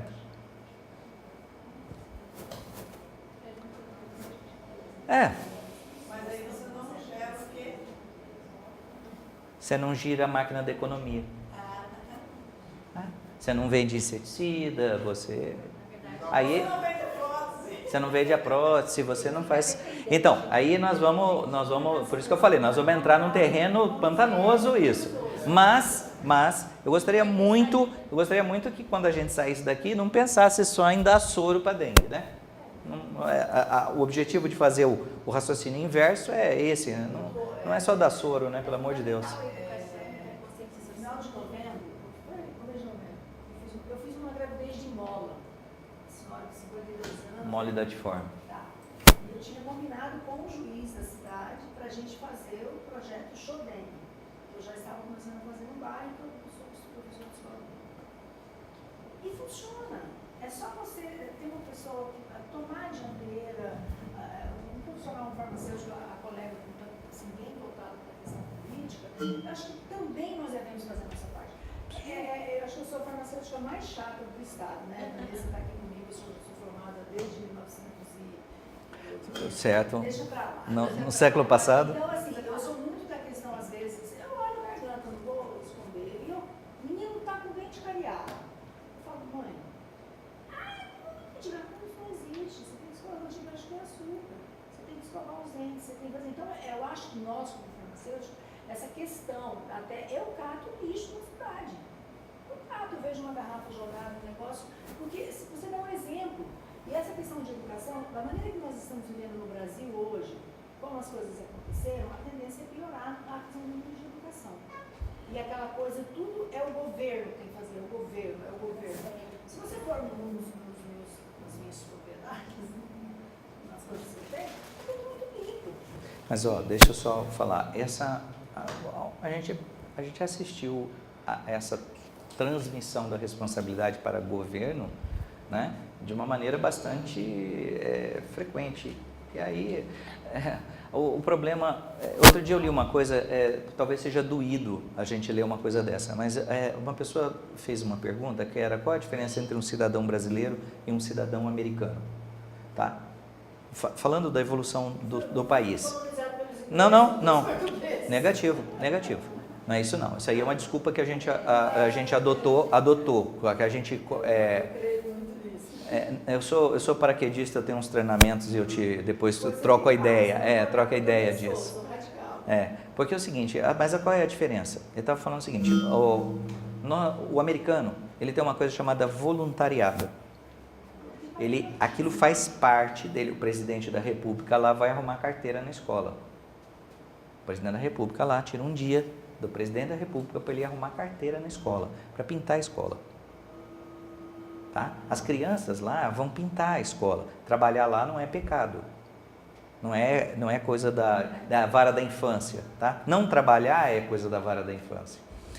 Aqui, trabalhar é coisa da vara da infância. Não estou falando de trabalho escravo, não estou falando de trabalho em carvoaria. Estou falando de trabalho, do menino ser office boy, do menino aprender as coisas, como tantas pessoas que eu conheço que começaram a vida assim.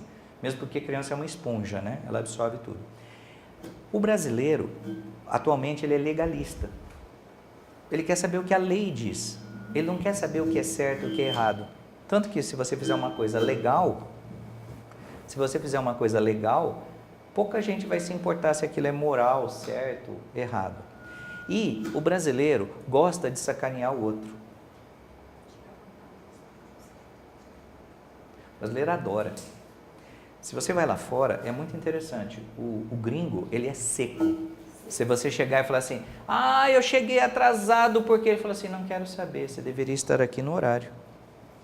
Polícia americana. Sim, polícia americana e tal. Em compensação, ele vai ter em mente que ele, se você tiver com um problema, que ele pode se ele puder te ajudar, ele vai te ajudar. Isso não é verdade entre o brasileiro. O brasileiro tem paixão por sacanear o outro.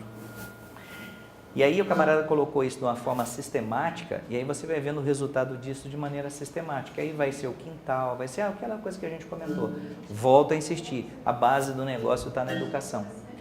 Eu tive, olha, vou fazer só uma abordagem para vocês terem uma ideia. Eu tive na Austrália 2 anos atrás, minha filha está morando lá, e aí eles montaram um sistema revolucionário de transporte urbano, tá? Como que é o sistema revolucionário que eles montaram? O ônibus, o trem, o metrô para, a porta abre, as pessoas descem primeiro e depois elas sobem. Olha que revolucionário. As pessoas que vão subir esperam, as pessoas que estão dentro descem e as pessoas depois que elas descem, as outras sobem. Como não pensamos nisso? Como a gente entra assim, ó, num combate, mas é aqui. Então tá, só tô exemplificando. Então você chega, e porque é organizado, e porque é equilibrado, é rápido. Porque é equilibrado e organizado é bom. Eu fui no hospital, num botequinho lá no interior da Austrália, e aí, depois que a minha esposa resolveu o BO dela, eu comecei a olhar o hospital com o outro olhar, né? Eu comecei a olhar o hospital e daqui a pouco, eu sou paraquedista, e daqui a pouco eu olhei do lado de fora assim, vi uma biruta. Fui lá, um heliporto, na porta do hospital.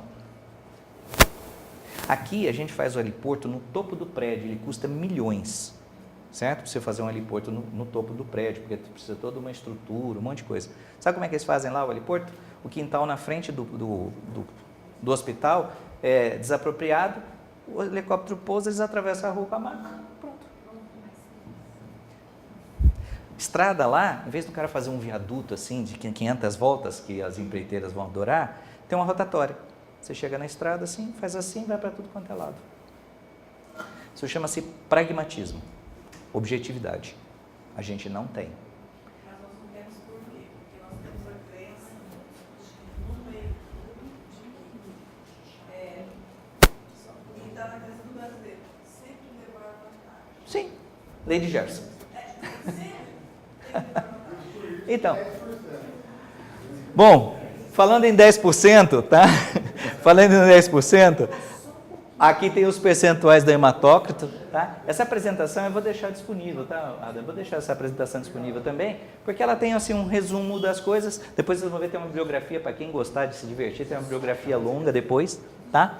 Então, a mudança do padrão do hematócrito é uma das coisas essenciais, rápidas e baratas para você fazer para determinar a gravidade de evolução do seu paciente, tá? Os sinais de alarme nós já falamos dele, aqui nós estamos comentando agora o que você pode ver, né? A dor abdominal, o vômito persistente, ascite, derrame pleural, derrame pericárdico, a hipotensão, lipotímia, hepatoespleno, tá? Acima de 2 centímetros, sangramento de mucosa, letargia e aumento progressivo do hematócrito. Tá? Exames a mais, seu laboratório não deve ser só o hemograma nem a sorologia que está pedindo, tem um monte de outras coisas, porque principalmente naquele paciente grave ele descompensa muito rápido e muita coisa descompensa, tá? Então você precisa checar, hoje em dia já está se cogitando do ponto de vista protocolar de fazer albumina, tá? Para o seu paciente solicitar albumina, solicitar albumina na entrada do seu paciente, porque ela é um dos tratamentos que você vai fazer dentro de uma unidade de terapia intensiva, tá? Coagulação, os pacientes que usam um anticoagulante ou a própria coagulação do seu paciente, tá? Função renal, porque vai determinar muito, a gente falou do rim, né, do xixi, claro. Doutor, Sim.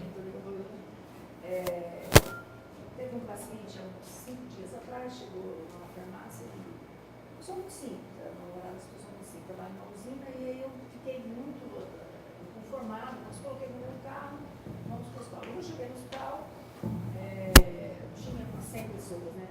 Sim. Aí 101. 103, na verdade, né? Eu olhei, acho que era 105. É, paciente, você, o acompanhante e mais Eu um. olhei para o paciente, assim, eu fiquei tão compadecida daquela situação, falei assim, meu Deus, não vou deixar esse mal aqui, é muito simples, tem dificuldade de comunicação. Aí a gente tem uma farmácia também em frente ao hospital. Aí eu falei, uma coisa, eu vou fazer um lojinho efervescente, vou passar ali no mercado, vou comprar um leite para ele, e amanhã eu vou pedir para ele voltar, para ele comprar, porque a gente tem até um médico lá no Plano assim, eu tenho uma farmácia na rodovia, ele tem um consultório, então a gente trabalha muito juntos. Trabalhei muito tempo no laboratório, sou farmacêutica, mas eu estudei química, mas eu trabalhei mais de muito tempo em laboratório. E o que eu percebi desse moço? Assim, você olhando ele, como eu olhei, como sou juiz que é mãe, reconhece isso, Sim. eu falei assim, é bem, mas você não é sério. Mas é grave. Aí no outro dia eu levantei cedinho, eu falei, cadê o fulano? Apareceu aqui? Aí, tá, ele apareceu. Aí ele já estava com um aspecto melhor. O TGO dele, ontem, quanto que estava também? TGO 420? E tava bonzinho. 420? Tava bonzinho. Tá. Tá. A TGP. Faz 3 mil.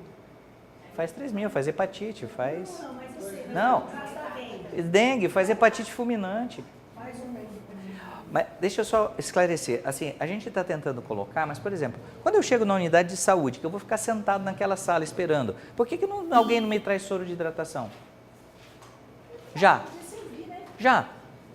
Por que eu preciso passar pelo médico para mim tomar um soro de hidratação? Olha que coisa, por isso que eu estou falando, olha que mesmice que a gente faz. O soro não precisa de receita, é só o paciente com brotoário e... Então, por que não ter o posso ajudar, uma bandejinha com soro? Um soro. Posso te ajudar? Toma o soro. Por que não? Percebe assim que eu estou querendo comentar da mesmice? Que nós estamos fazendo aquele atendimento como se a gente sempre fez o atendimento. Sempre foi assim. Aquela frase dos dinossauros, né? Nós sempre fomos assim. Morreu, né? Bom, só queria lembrar que esses grupos são os grupos mais críticos, né? Idosos, crianças e as pessoas que têm uma comorbidade são, com certeza, os mais críticos. E deveriam receber tratamento diferenciado, sim. Um pouquinho, aí pedi para você guardar a pergunta, né? Então, olha só, antígeno de superfície NS1 tem interesse de você fazer ele na fase aguda, em geral nos primeiros 5 dias. Fora isso, não tem sentido você fazer, porque você não vai pegar mais o antígeno de superfície, né? Quando você acaba o antígeno de superfície, começa IgM e depois IgG. Idealmente, você não coleta aqui, você coleta aqui, ó. Tá? Só que aqui, ó, não é mais a fase dos sintomas da infecção. Então, por isso que eu perguntei para você se era prognóstico ou diagnóstico, né? Porque o paciente chega mal lá com uma síndrome hemorrágica lá na frente, sem febre, sem outras coisas, ele pode estar nessa janela aqui, justifica sim o pedido, né? Agora, ele chega aqui nessa janela, não tem nada, não tem viremia, não tem sinal de viremia, você pede um antígeno de superfície, não tem indicação. Sim, é o que está acontecendo, porque também os médicos começam a fazer pedidos igualzinho o atendimento, o que sempre foi feito. Faz. Eu consultei também minha bola de cristal. Sim. Vai ser a maior venda de spec nas farmácias que você imagina, pelos balconistas. Sim, com certeza. Tá? E lembrar que isso aqui é o comportamento da dengue primária, mas esse camarada vai ter níveis de IgG prolongado, a IgM depois decai, e aí ele tem uma segunda infecção.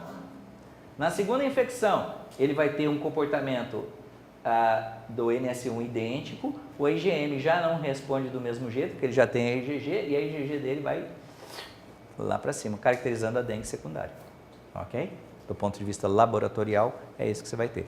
A primeira epidemia de dengue, a quantidade de diagnóstico de dengue que eu fiz tardio foi impressionante. Pessoas que eu perguntava, você teve alguma coisa? A pessoa, não. Ela não identificou em nenhum momento sintomatologia compatível e ela tinha o exame alterado. Tá? Para a gente fazer um resumo básico, IgM na primária, IgG na secundária ou a dengue que você já teve, né? IgM e IgG, infecção primária tardia ou secundária precoce, que eu mostrei ali no quadro para vocês. E se é negativo, bom, agora veja bem, foi coletado certo, estava no dia, aí esse aqui é o que menos te ajuda do ponto de vista de você fazer diagnóstico, né? Tá? Respondeu a sua pergunta? Mais alguma coisa que a gente precisa discutir dela? Não, eu vejo assim uma padronização. Isso. Então, respondendo a sua pergunta, por que a gente está tendo tantos pedidos? Porque nós estamos fazendo a mesmice.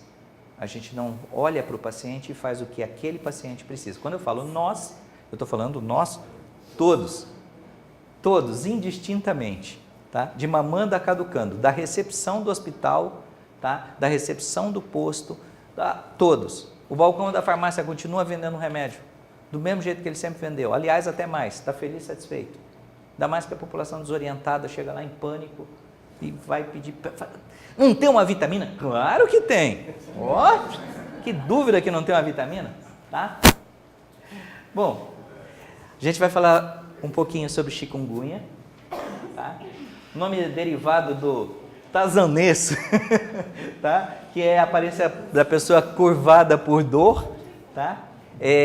A característica mais importante da chikungunya é a artralgia, uma artralgia persistente. Ela tem artralgia durante intensa e por um período prolongado, chegando às vezes a 6 meses, tá? Eu não faço nem ideia do que é ter dor articular por 6 meses, tá? Não faço nem ideia o quanto isso é incapacitante, tá? O ciclo evolutivo é muito similar, de 2 a 10 dias após a picada você vai ter início da sintomatologia e você fica infectado transmissor durante 5 dias. Vocês veem que é muito similar em relação à dengue, né? Não há transmissão de pessoa a pessoa, a gestante pode haver transmissão no parto e é possível a transmissão por transfusão. Os bancos de sangue precisam ficar atentos a isso, né? Principalmente na história. Sintomatologia, que eu já comentei com vocês, a dor articular é o mais importante, mas pode ter tudo que a dengue tem, né? Tá? Olha lá, as mesmas coisas, ok? Bom, os mesmos grupos etários. As mesmas pessoas são as mais expostas, crianças, idosos e doentes, tá? Zika, tá? A Zika é benigna, a gente já comentou, sintomas desaparecem em 3 a 7 dias se você não fizer nada, mesma coisa, aliás, todas elas, né? Os sintomas desaparecem se você não faz nada, porque você não faz nada de fato, você só dá suporte, né? Você não tem intervenção para fazer. Nós comentamos que o grande problema é esta pessoa. Pensa que coisa maravilhosa, um país onde você sentenciou já algumas crianças a uma desabilitação eterna, né? Que coisa simpática, bacana para a gente contar, né? Quando a gente estiver bem velhinho, para a gente contar para os nossos netos o que a gente fez em termos de saúde pública nesse país na última década, né? Só aqui, a Zika pode ter transmissão sexual e na transfusão sanguínea, e obviamente ela passa pela placenta para o feto, tá? A maioria das pessoas não tem nada, mas o que ela tem é muito semelhante, tá? É muito semelhante, com diferenciação só da vermelhidão nos olhos, que na dengue não aparece, tá? Problema, não sei se vocês tiveram a oportunidade de ver alguma das crianças com microcefalia, as fotos. É uma coisa que eu não desejaria nem para o meu maior inimigo, tá? Sem muito mais a comentar sobre isso, porque é óbvio a catástrofe que isso representa do ponto de vista de saúde pública, de cuidado, de custo, de tudo que você puder imaginar, né? Bom, todos os bebês com microcefalia deverão manter consultas nas UBSs e também deverão ser acompanhadas por serviços especializados de estimulação precoce. Bacana, né? Essa parte é a parte... Sim, né? Você, desculpa o termo, mas você pula dentro do poço de merda e depois vai discutir o sabonete se ele é importado, né? Para tomar banho, né? Pensa se a gente pegasse todo o dinheiro que vai ser gasto nisso aqui, tá? Um detalhe, tá? Quem vai ter isso aqui é gente pobre. Logo, não vai ter muita repercussão. Aliás, você nem escuta mais falar. Eu escuto falar de Zika? Não, né? Gente pobre. Teve 10 crianças mortas naquele incêndio lá no Flamengo. 10 crianças mortas, tá? Mas a gente continua falando da Marielle. Ad eterno. Ad eterno. Esse é o viés. Esse é o viés. Tá? A gente teve 60 mil mortos no país. Por que só um interessa? Imprensa. Exatamente. Imprensa e quem está na imprensa, né? Bom, aqui, esse quadro mostra como você fazia a triagem laboratorial do seu paciente em relação a técnicas específicas, né? Dosagem para você, se você teste com anticorpos ou teste molecular. Principalmente, eu acredito que aí tenha mais valor, principalmente para hospitais de ponta e para pesquisa, para você determinar, assim, aí sim, você às vezes tem que determinar a etiologia até o sequenciamento viral, para você saber cepa e outras coisas, né? Sim, não, mas principalmente porque é o seguinte, quando começa uma epidemia, você tem que saber epidemia do quê, né? Então aí você tem que ir aprofundar essa pesquisa realmente, amostra, aí você pode tirar amostra de tecido, aí tem uma série de coisas que você pode fazer, né? Tem várias, tem PCR, aí você tem acho que 4, 5, 6, acho que 7 ou 8 técnicas laboratoriais diferentes, ELISA, mas e aí para entornar o caldo de vez, em março de 2017, entra febre amarela. Para completar, que o bacana da febre amarela é que a silvestre é transmitida pelo hemagogos ou sabetes, mas o Aedes, bem adaptado, como as araras e os tucanos, ué, mas peraí, por que eu não posso pegar isso também? Dá lá, aproveitar o embalo, tá? Então, nós temos dentro do rol nosso de calamidades de saúde pública, o Aedes começou a trabalhar e eu estou formado há 30 anos. Há 30 anos atrás, o pessoal da Infecto já tinha pavor se a febre amarela de silvestre se tornasse cidadã da cidade. Porque a mortalidade da febre amarela é alta. A gravidade da febre amarela é alta, mas é alta mesmo, tá? E lembrar que nas enchentes ainda tem uma coisa bem parecida com ela. Vocês lembram do diagnóstico diferencial das enchentes? Leptospirose, tá? Então tem que lembrar, se vê alguma coisa parecida com febre amarela, mas com enchente, cuidado, leptospirose. Latinha de cerveja também dá, tá, gente? Ratinho faz xixi na latinha de cerveja e você depois... é tranquilo, tá? Lembrar da latinha de cerveja, tá? A sintomatologia é muito similar, né? Bom, aí eu peguei, para a gente fechar nossa discussão, estamos aqui no horário, qual que é o papel do farmacêutico? Eu trouxe aqui algumas frases, né? O presidente do Conselho Regional de São Paulo, farmacêutico é o profissional de saúde mais acessível à população. Eu falei que não é. É um profissional capacitado para identificar possíveis sinais e sintomas das doenças e orientar o paciente e encaminhá-los ao serviço de saúde. É uma posição. Médico infectologista. Mais que a unidade de tratamento, a farmácia tem um papel de acolhimento, suspeita da doença e disseminação, tá? Uso de repelente e controle do criador. Aquela frase que você disse. Portanto, é essencial o farmacêutico como profissional esteja atento aos pacientes para poder encaminhá-los à consulta médica. O médico falou que é para encaminhar para a consulta médica.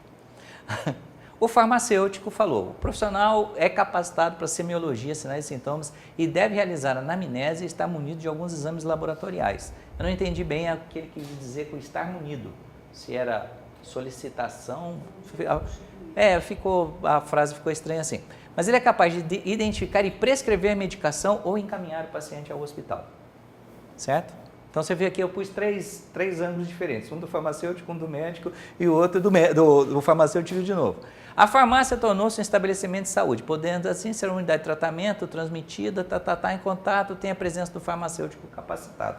Eu achei legal, né, que contanto, eu achei gostosa essa palavra, contanto, né? Se a gente lembrar um pouquinho no passado, a gente vai ver, inclusive as fotos, que quem dava assistência usual à população não era o médico, era o farmacêutico, né? Então, eu só coloquei esses 3 ângulos de visão diferentes para que a gente abrisse a discussão e falasse qual é o papel do farmacêutico, porque eu também tenho curiosidade, tenho obviamente uma posição sobre isso, mas eu queria basicamente a gente abrir agora a questão do debate. qual é o papel do farmacêutico. Qual é o papel do senhor? Como o senhor vê o papel do farmacêutico? O senhor, como cidadão? A minha opinião pessoal, Um farmacêutico. o único medo que eu tenho é quando você leva para a prescrição. Por causa de que a prescrição implica na responsabilidade. Tu é responsável pelo que cativas, né? A frase do Pequeno Príncipe. Então, assim, a única preocupação que eu tenho é se a gente tem, neste país, suporte para isso. Porque se você pegar hoje e você fizer... Eu trabalho com auditoria médica. Infelizmente, eu também enxergo o lado negro da força. O lado que nem tudo acontece dentro do protocolo, nem tudo acontece como deveria acontecer. E isso é verdade em qualquer profissão, né? Não estou aqui dizendo que alguém é melhor que ninguém, nem que alguém é pior que ninguém. Só estou dizendo que acontece em todas as profissões. Alguém se aproveita do sistema para fazer o que tem de pior, né, no sistema. Então, a minha opinião é o seguinte, o trabalho deveria ser integrado. Dentro do hospital, o que eu queria realmente é que o telefone funcionasse mais. Ou seja, fulano, eu queria que o meu exame saísse marcado, que eu pudesse priorizar e dizer qual exame eu tenho pressa e qual exame eu não tenho pressa. Porque o farmacêutico que está do outro lado, eu entendo que ele está recebendo uma pilha. E se ele não tiver essa visualização, ele também não pode me dar a priorização. Eu queria que eu marcasse um paciente para falar, esse paciente eu queria discutir o caso com o farmacêutico. Porque na maioria das vezes eu nem sei quem ele é. Porque não há interação técnica, objetiva, face a face. Porque eu falo para o senhor, eu tento fazer esse trabalho junto com os médicos, eles se colocam às vezes numa posição muito difícil. Eu sou farmacêutica há 30 anos. Sim. E eu tenho, às vezes, por exemplo, se o senhor receber um encaminhamento de um farmacêutico, como o senhor vai se sentir? Eu? O senhor, do seu ponto de vista. A maioria dos médicos, eles não aceitam. Certo. Então, eu Encaminho o paciente total, assim, eu vou te responder isso uma coisa de uma outra forma. Me permita. Eu vou diferenciar o que é teimosia de burrice. Tá? Então, vou fazer essa diferenciação para vocês. Então, vou fazer para vocês o que é o teimoso. O teimoso é o seguinte, alguém chega para ele e fala assim, fulano, tem um buraco ali na frente, cuidado que você vai cair. O teimoso faz assim, não tem não, não tem buraco aqui. Esse é o teimoso, tá? O burro é assim, fulano, tem um buraco ali na frente, ele fala, não tem. Puf, e cai, tá? Vamos falar uma coisa bem séria. É ensinado na faculdade soberba.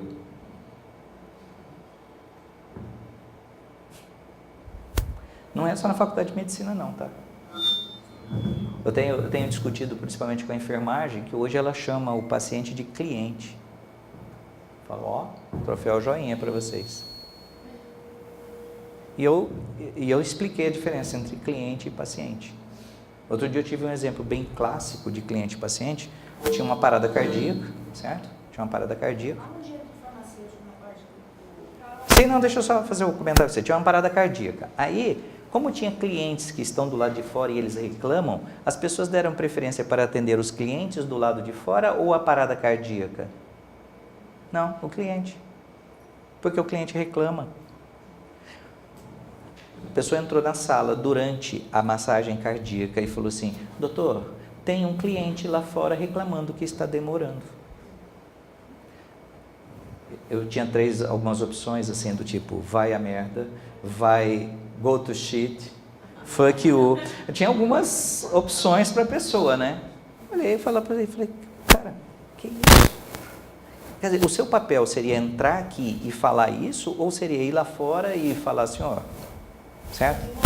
Sim, eu já tive a oportunidade de, dentro da sala, eu já entrei na farmácia para roubar antibiótico. Paciente com meningite, que você puncionou e saiu pus, e falaram para mim assim, não, antibiótico só do paciente internado. Meu Deus, sim, não vou contar SIC e RG, tá? Mas... já fui para dentro da farmácia com a cara simpaticíssima, porque eu pedi 4 antiarrítmicos que o paciente entrou, que porque eu não sabia qual era a arritmia que ele estava, ainda não tinha conseguido rodar o eletro, e falou para mim, o senhor tem que prescrever. Falei, sim, mas como é que eu prescrevo se eu ainda não sei o que é e eu estou levando para lá para pensar em salvar? Então, assim, qual é o papel do farmacêutico? Primeiro, a gente tem que integrar. A gente tem que integrar de maneira efetiva, não fazendo de conta, sem ego. Eu falo uma coisa só em relação a profissionais de saúde. Eu falo, a hora que a gente conseguir desfocar do eu profissional para o paciente, acabou o problema. Essa é a minha opinião. A hora que a gente desfocar do eu sou o médico, eu sou enfermeiro, eu sou farmacêutico, eu sou assistente social, eu sou. Quando a gente sair do eu sou e a gente fala assim, o que o paciente tem? O que ele precisa? A hora que a gente mudar esse foco, acho que a gente resolveu o problema egóico da questão. Qual é o papel do farmacêutico? Eu enxergo realmente que ele está numa posição bem à frente e realmente muito mais acessível, né? Não totalmente, deveria estar mais, até na minha opinião, né? Deveria estar mais. Mas eu entendo todas as limitações do sistema como um todo. Mas o que eu acho que é o papel é principalmente, por exemplo, o paciente chegou lá, está febril, cara, já passa um soro de hidratação para ele ali, na largada, enquanto ele está indo para o posto. Se ele não está vomitando, você pode dar um antiemético para o seu paciente? Como farmacêutico? Eu daria. Eu daria. Se eu tenho um paciente que eu posso perguntar para ele se ele tem alergia. Oi? Na teoria, não. Sim. Então, assim, a gente tem que pensar, é isso que eu estou falando, a gente tem que pensar por causa que qual seria a pertinência. Porque eu também, se o farmacêutico não pode... É o que eu estou falando, precisa de farmacêutico para dar soro para o paciente. A gente não poderia fazer isso na porta, assim, do tipo, você já for em congresso, na porta você já não recebe um brinde, não podia ter assim, quando você entra no posto, fala assim, ó, tá aqui o seu kit de dengue, o senhor está vomitando, o senhor está com diarreia, o senhor está com dengue? Tô com todos os sintomas. O boy da porta poderia fazer isso. E o farmacêutico poderia fazer isso e mais a orientação medicamentosa. Eu acho que é importante falar um pouquinho, assim, que meramente, né, a gente tinha há 50 anos atrás, 60 anos atrás, porque a farmácia ela foi criada desde pela lei 3.220 de 60, Juscelino Kubitschek, e que lá era a botica, que a referência era o farmacêutico, Sim. que ele manipulava, que ele produzia, e que não tinha médicos. Então, assim, todo mundo ia para uma farmácia, porque sabia que lá ele ia encontrar algum profissional de saúde. O papel dele era bem identificado. Ao longo da indústria, Sim. foi se perdendo. Foi se perdendo. O que aconteceu? Ficamos como meramente entregadores de caixinhas e confundindo, como o senhor bem falou, né, com muitos balconistas, né? E até falar que para que serve o farmacêutico? Se ele está ali e a gente não sabe quem ele é, se a gente não diferencia o papel dele, porque pra gente qualquer um serve e qualquer um é o farmacêutico. Até chegava o balconista falando assim, não, eu que sou. E às vezes ele não era o farmacêutico. Sim. Então a gente começou a mudar isso, acho que de uns 15 anos pra cá. A gente teve, assim, várias evoluções, né? E até ali na hora que colocou aquele lei de Pernambuco, falando assim, da prescrição, aquele farmacêutico. Realmente as pessoas não sabem o que a gente pode prescrever. A gente não está invadindo a área do médico, porque a gente tem umas limitações, e nós sabemos essas limitações. Tem resolução. Com resolução. Mas eu também tem medicação que eu não passo. Sim. Que eu não domino aquela medicação, não sei como é que usa, não tenho experiência, eu também tenho limitação. Com certeza. E hoje a gente tem os MIPs, né, doutor? Os MIPs são medicamentos isentos de prescrição. É aqueles que qualquer pessoa vai numa farmácia e se automedica. E nós não queremos isso. Nós queremos aquela automedicação responsável.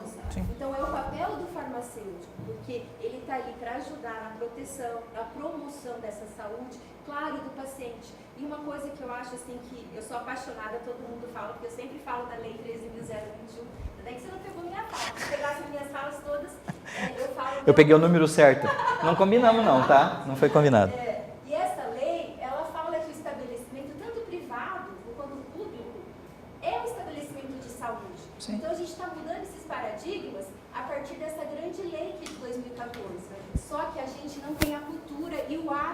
de ver esses profissionais. E a dificuldade, como o senhor mesmo colocou, o médico, ele sempre ficou lá no alto e a gente ficou lá embaixo.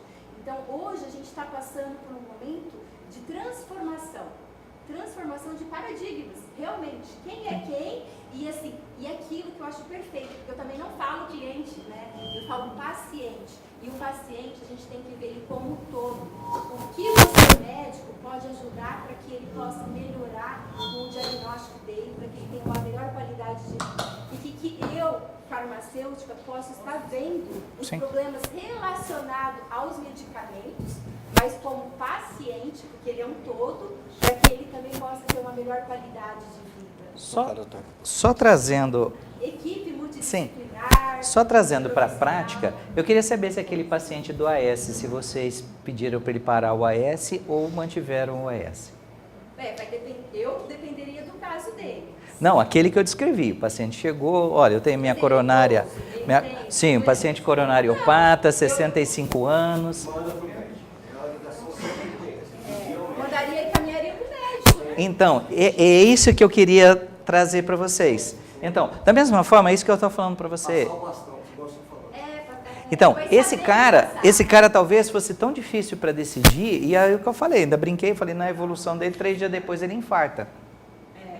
3 dias depois ele infarta. A questão é que você é responsável pelo que cativas. Então, quando você a prescrição da medicação, a todas as orientações que você dá, aquilo tem que estar, por exemplo, registrado.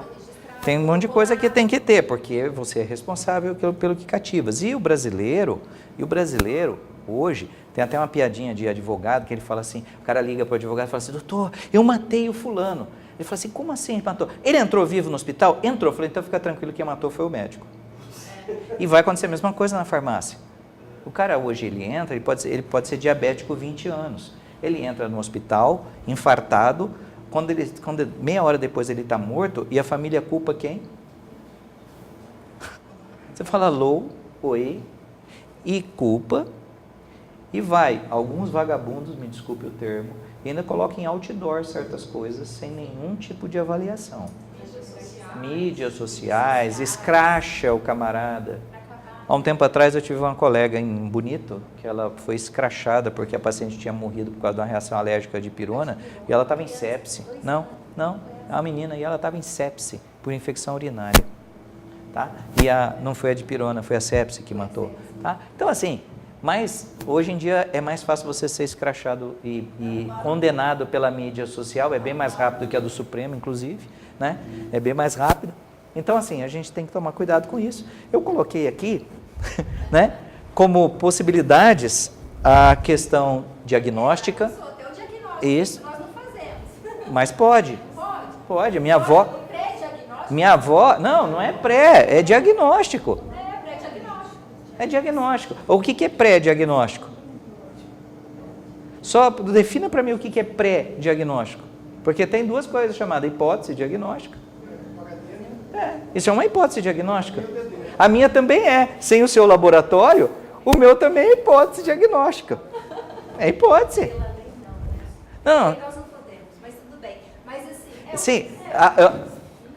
Então, pela lei nós não podemos, eu posso entrar na farmácia e dizer um monte de pela lei nós não podemos. Quando chega um paciente que está visivelmente, quadro tipo, você fala, você está gripado. Sim. Será que a farmácia está cometendo um crime? Você está cometendo um crime? Não, eu já Né? tive que dar um AESC, né, sublingual, um captopril sublingual, porque ele estava para infartar dentro da minha farmácia. Ele não tinha tempo de chegar até numa unidade básica de saúde, porque ele estava com 24 Eu trabalhei por 14. Eu trabalhei 7 anos em busca. Não vai descendo ali, mas cumprir o juramento. O juramento. Mas, assim, é aquilo. Você não é responsável pelo aquilo que você cativa? Eu falei assim, bom, até ele chegar lá, ele não vai ter tempo. Eu trabalhei. Eu vou minimizar para Sim. ele poder chegar no hospital. Aí, doutor, é o pragmatismo. 7 A gente quer o quê? 7 anos de busca e salvamento. Ou Isso. preservar a saúde. 7 anos de busca e salvamento. O cara ia buscar o cara no meio da Amazônia. Eu ensinava ele a fazer tudo. Eu falei assim, isto aqui legalmente você não pode fazer. Qual o objetivo? Chegar vivo. Salvar o cara. Então assim, mas tu é responsável pelo que cativas. Toda vez que eu dou aula de primeiros socorros, tem essa discussão. O cara caiu, eu massageio ou não massageio? Toda vez a gente tem essa discussão. Sim, mete a mão. Mas eu falo, você sabe fazer? Então assim, Então, assim, nesse caso, a pergunta para o farmacêutico é, você sabe fazer? Se você sabe fazer, né? Porque você tem 2 juramentos diferentes. Você tem uma coisa legal, falei do legalismo, né? Falei do legalismo e falei das questões éticas, que você fez um juramento também ético. Aspectos preventivos, orientação. Não é orientação, pô, pelo amor de Deus. Você pode fazer.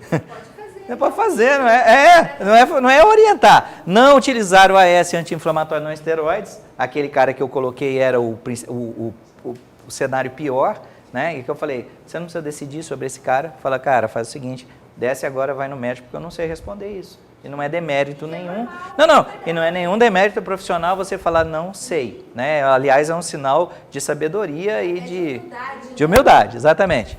Dipirona e paracetamol podem ser utilizados para controle de febre e dor, lembrando que o paracetamol tem problema da toxicidade. E orientar sobre o uso de repelentes. Né? E até eu coloquei aqui mais repelente no infectado do que no outro. Né? Sim, exato. Bom, vocês vão ter agora, né, na sequência,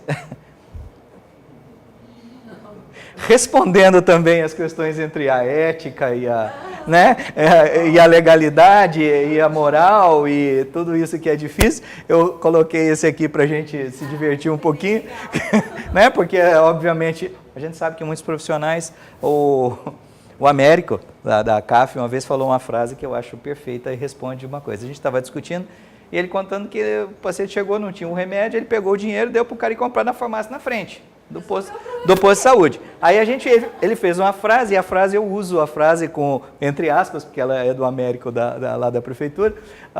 Aí o Américo falou, não era justo, mas era certo. Com certeza. Viu, doutor? É a mesma história de 2 garçons, né, brasileiros nos Estados Unidos, precisando daquele emprego e tal. E o cliente pediu um refrigerante, não tinha aquele refrigerante, a Coca, não tinha Pepsi. Sim. Ele pegou e comprou no concorrente. Sim. Foi o admitido e ficou para vaga. Exatamente. Porque ele atingiu o objetivo. Atingiu o objetivo. Nos Estados Unidos eu não tenho dúvida nenhuma, porque eu falei que eles são pragmáticos. Eles são pragmáticos. Lá eu não teria dúvida nenhuma, tá? Tem uma pequena bibliografia para quem quiser se divertir, tá?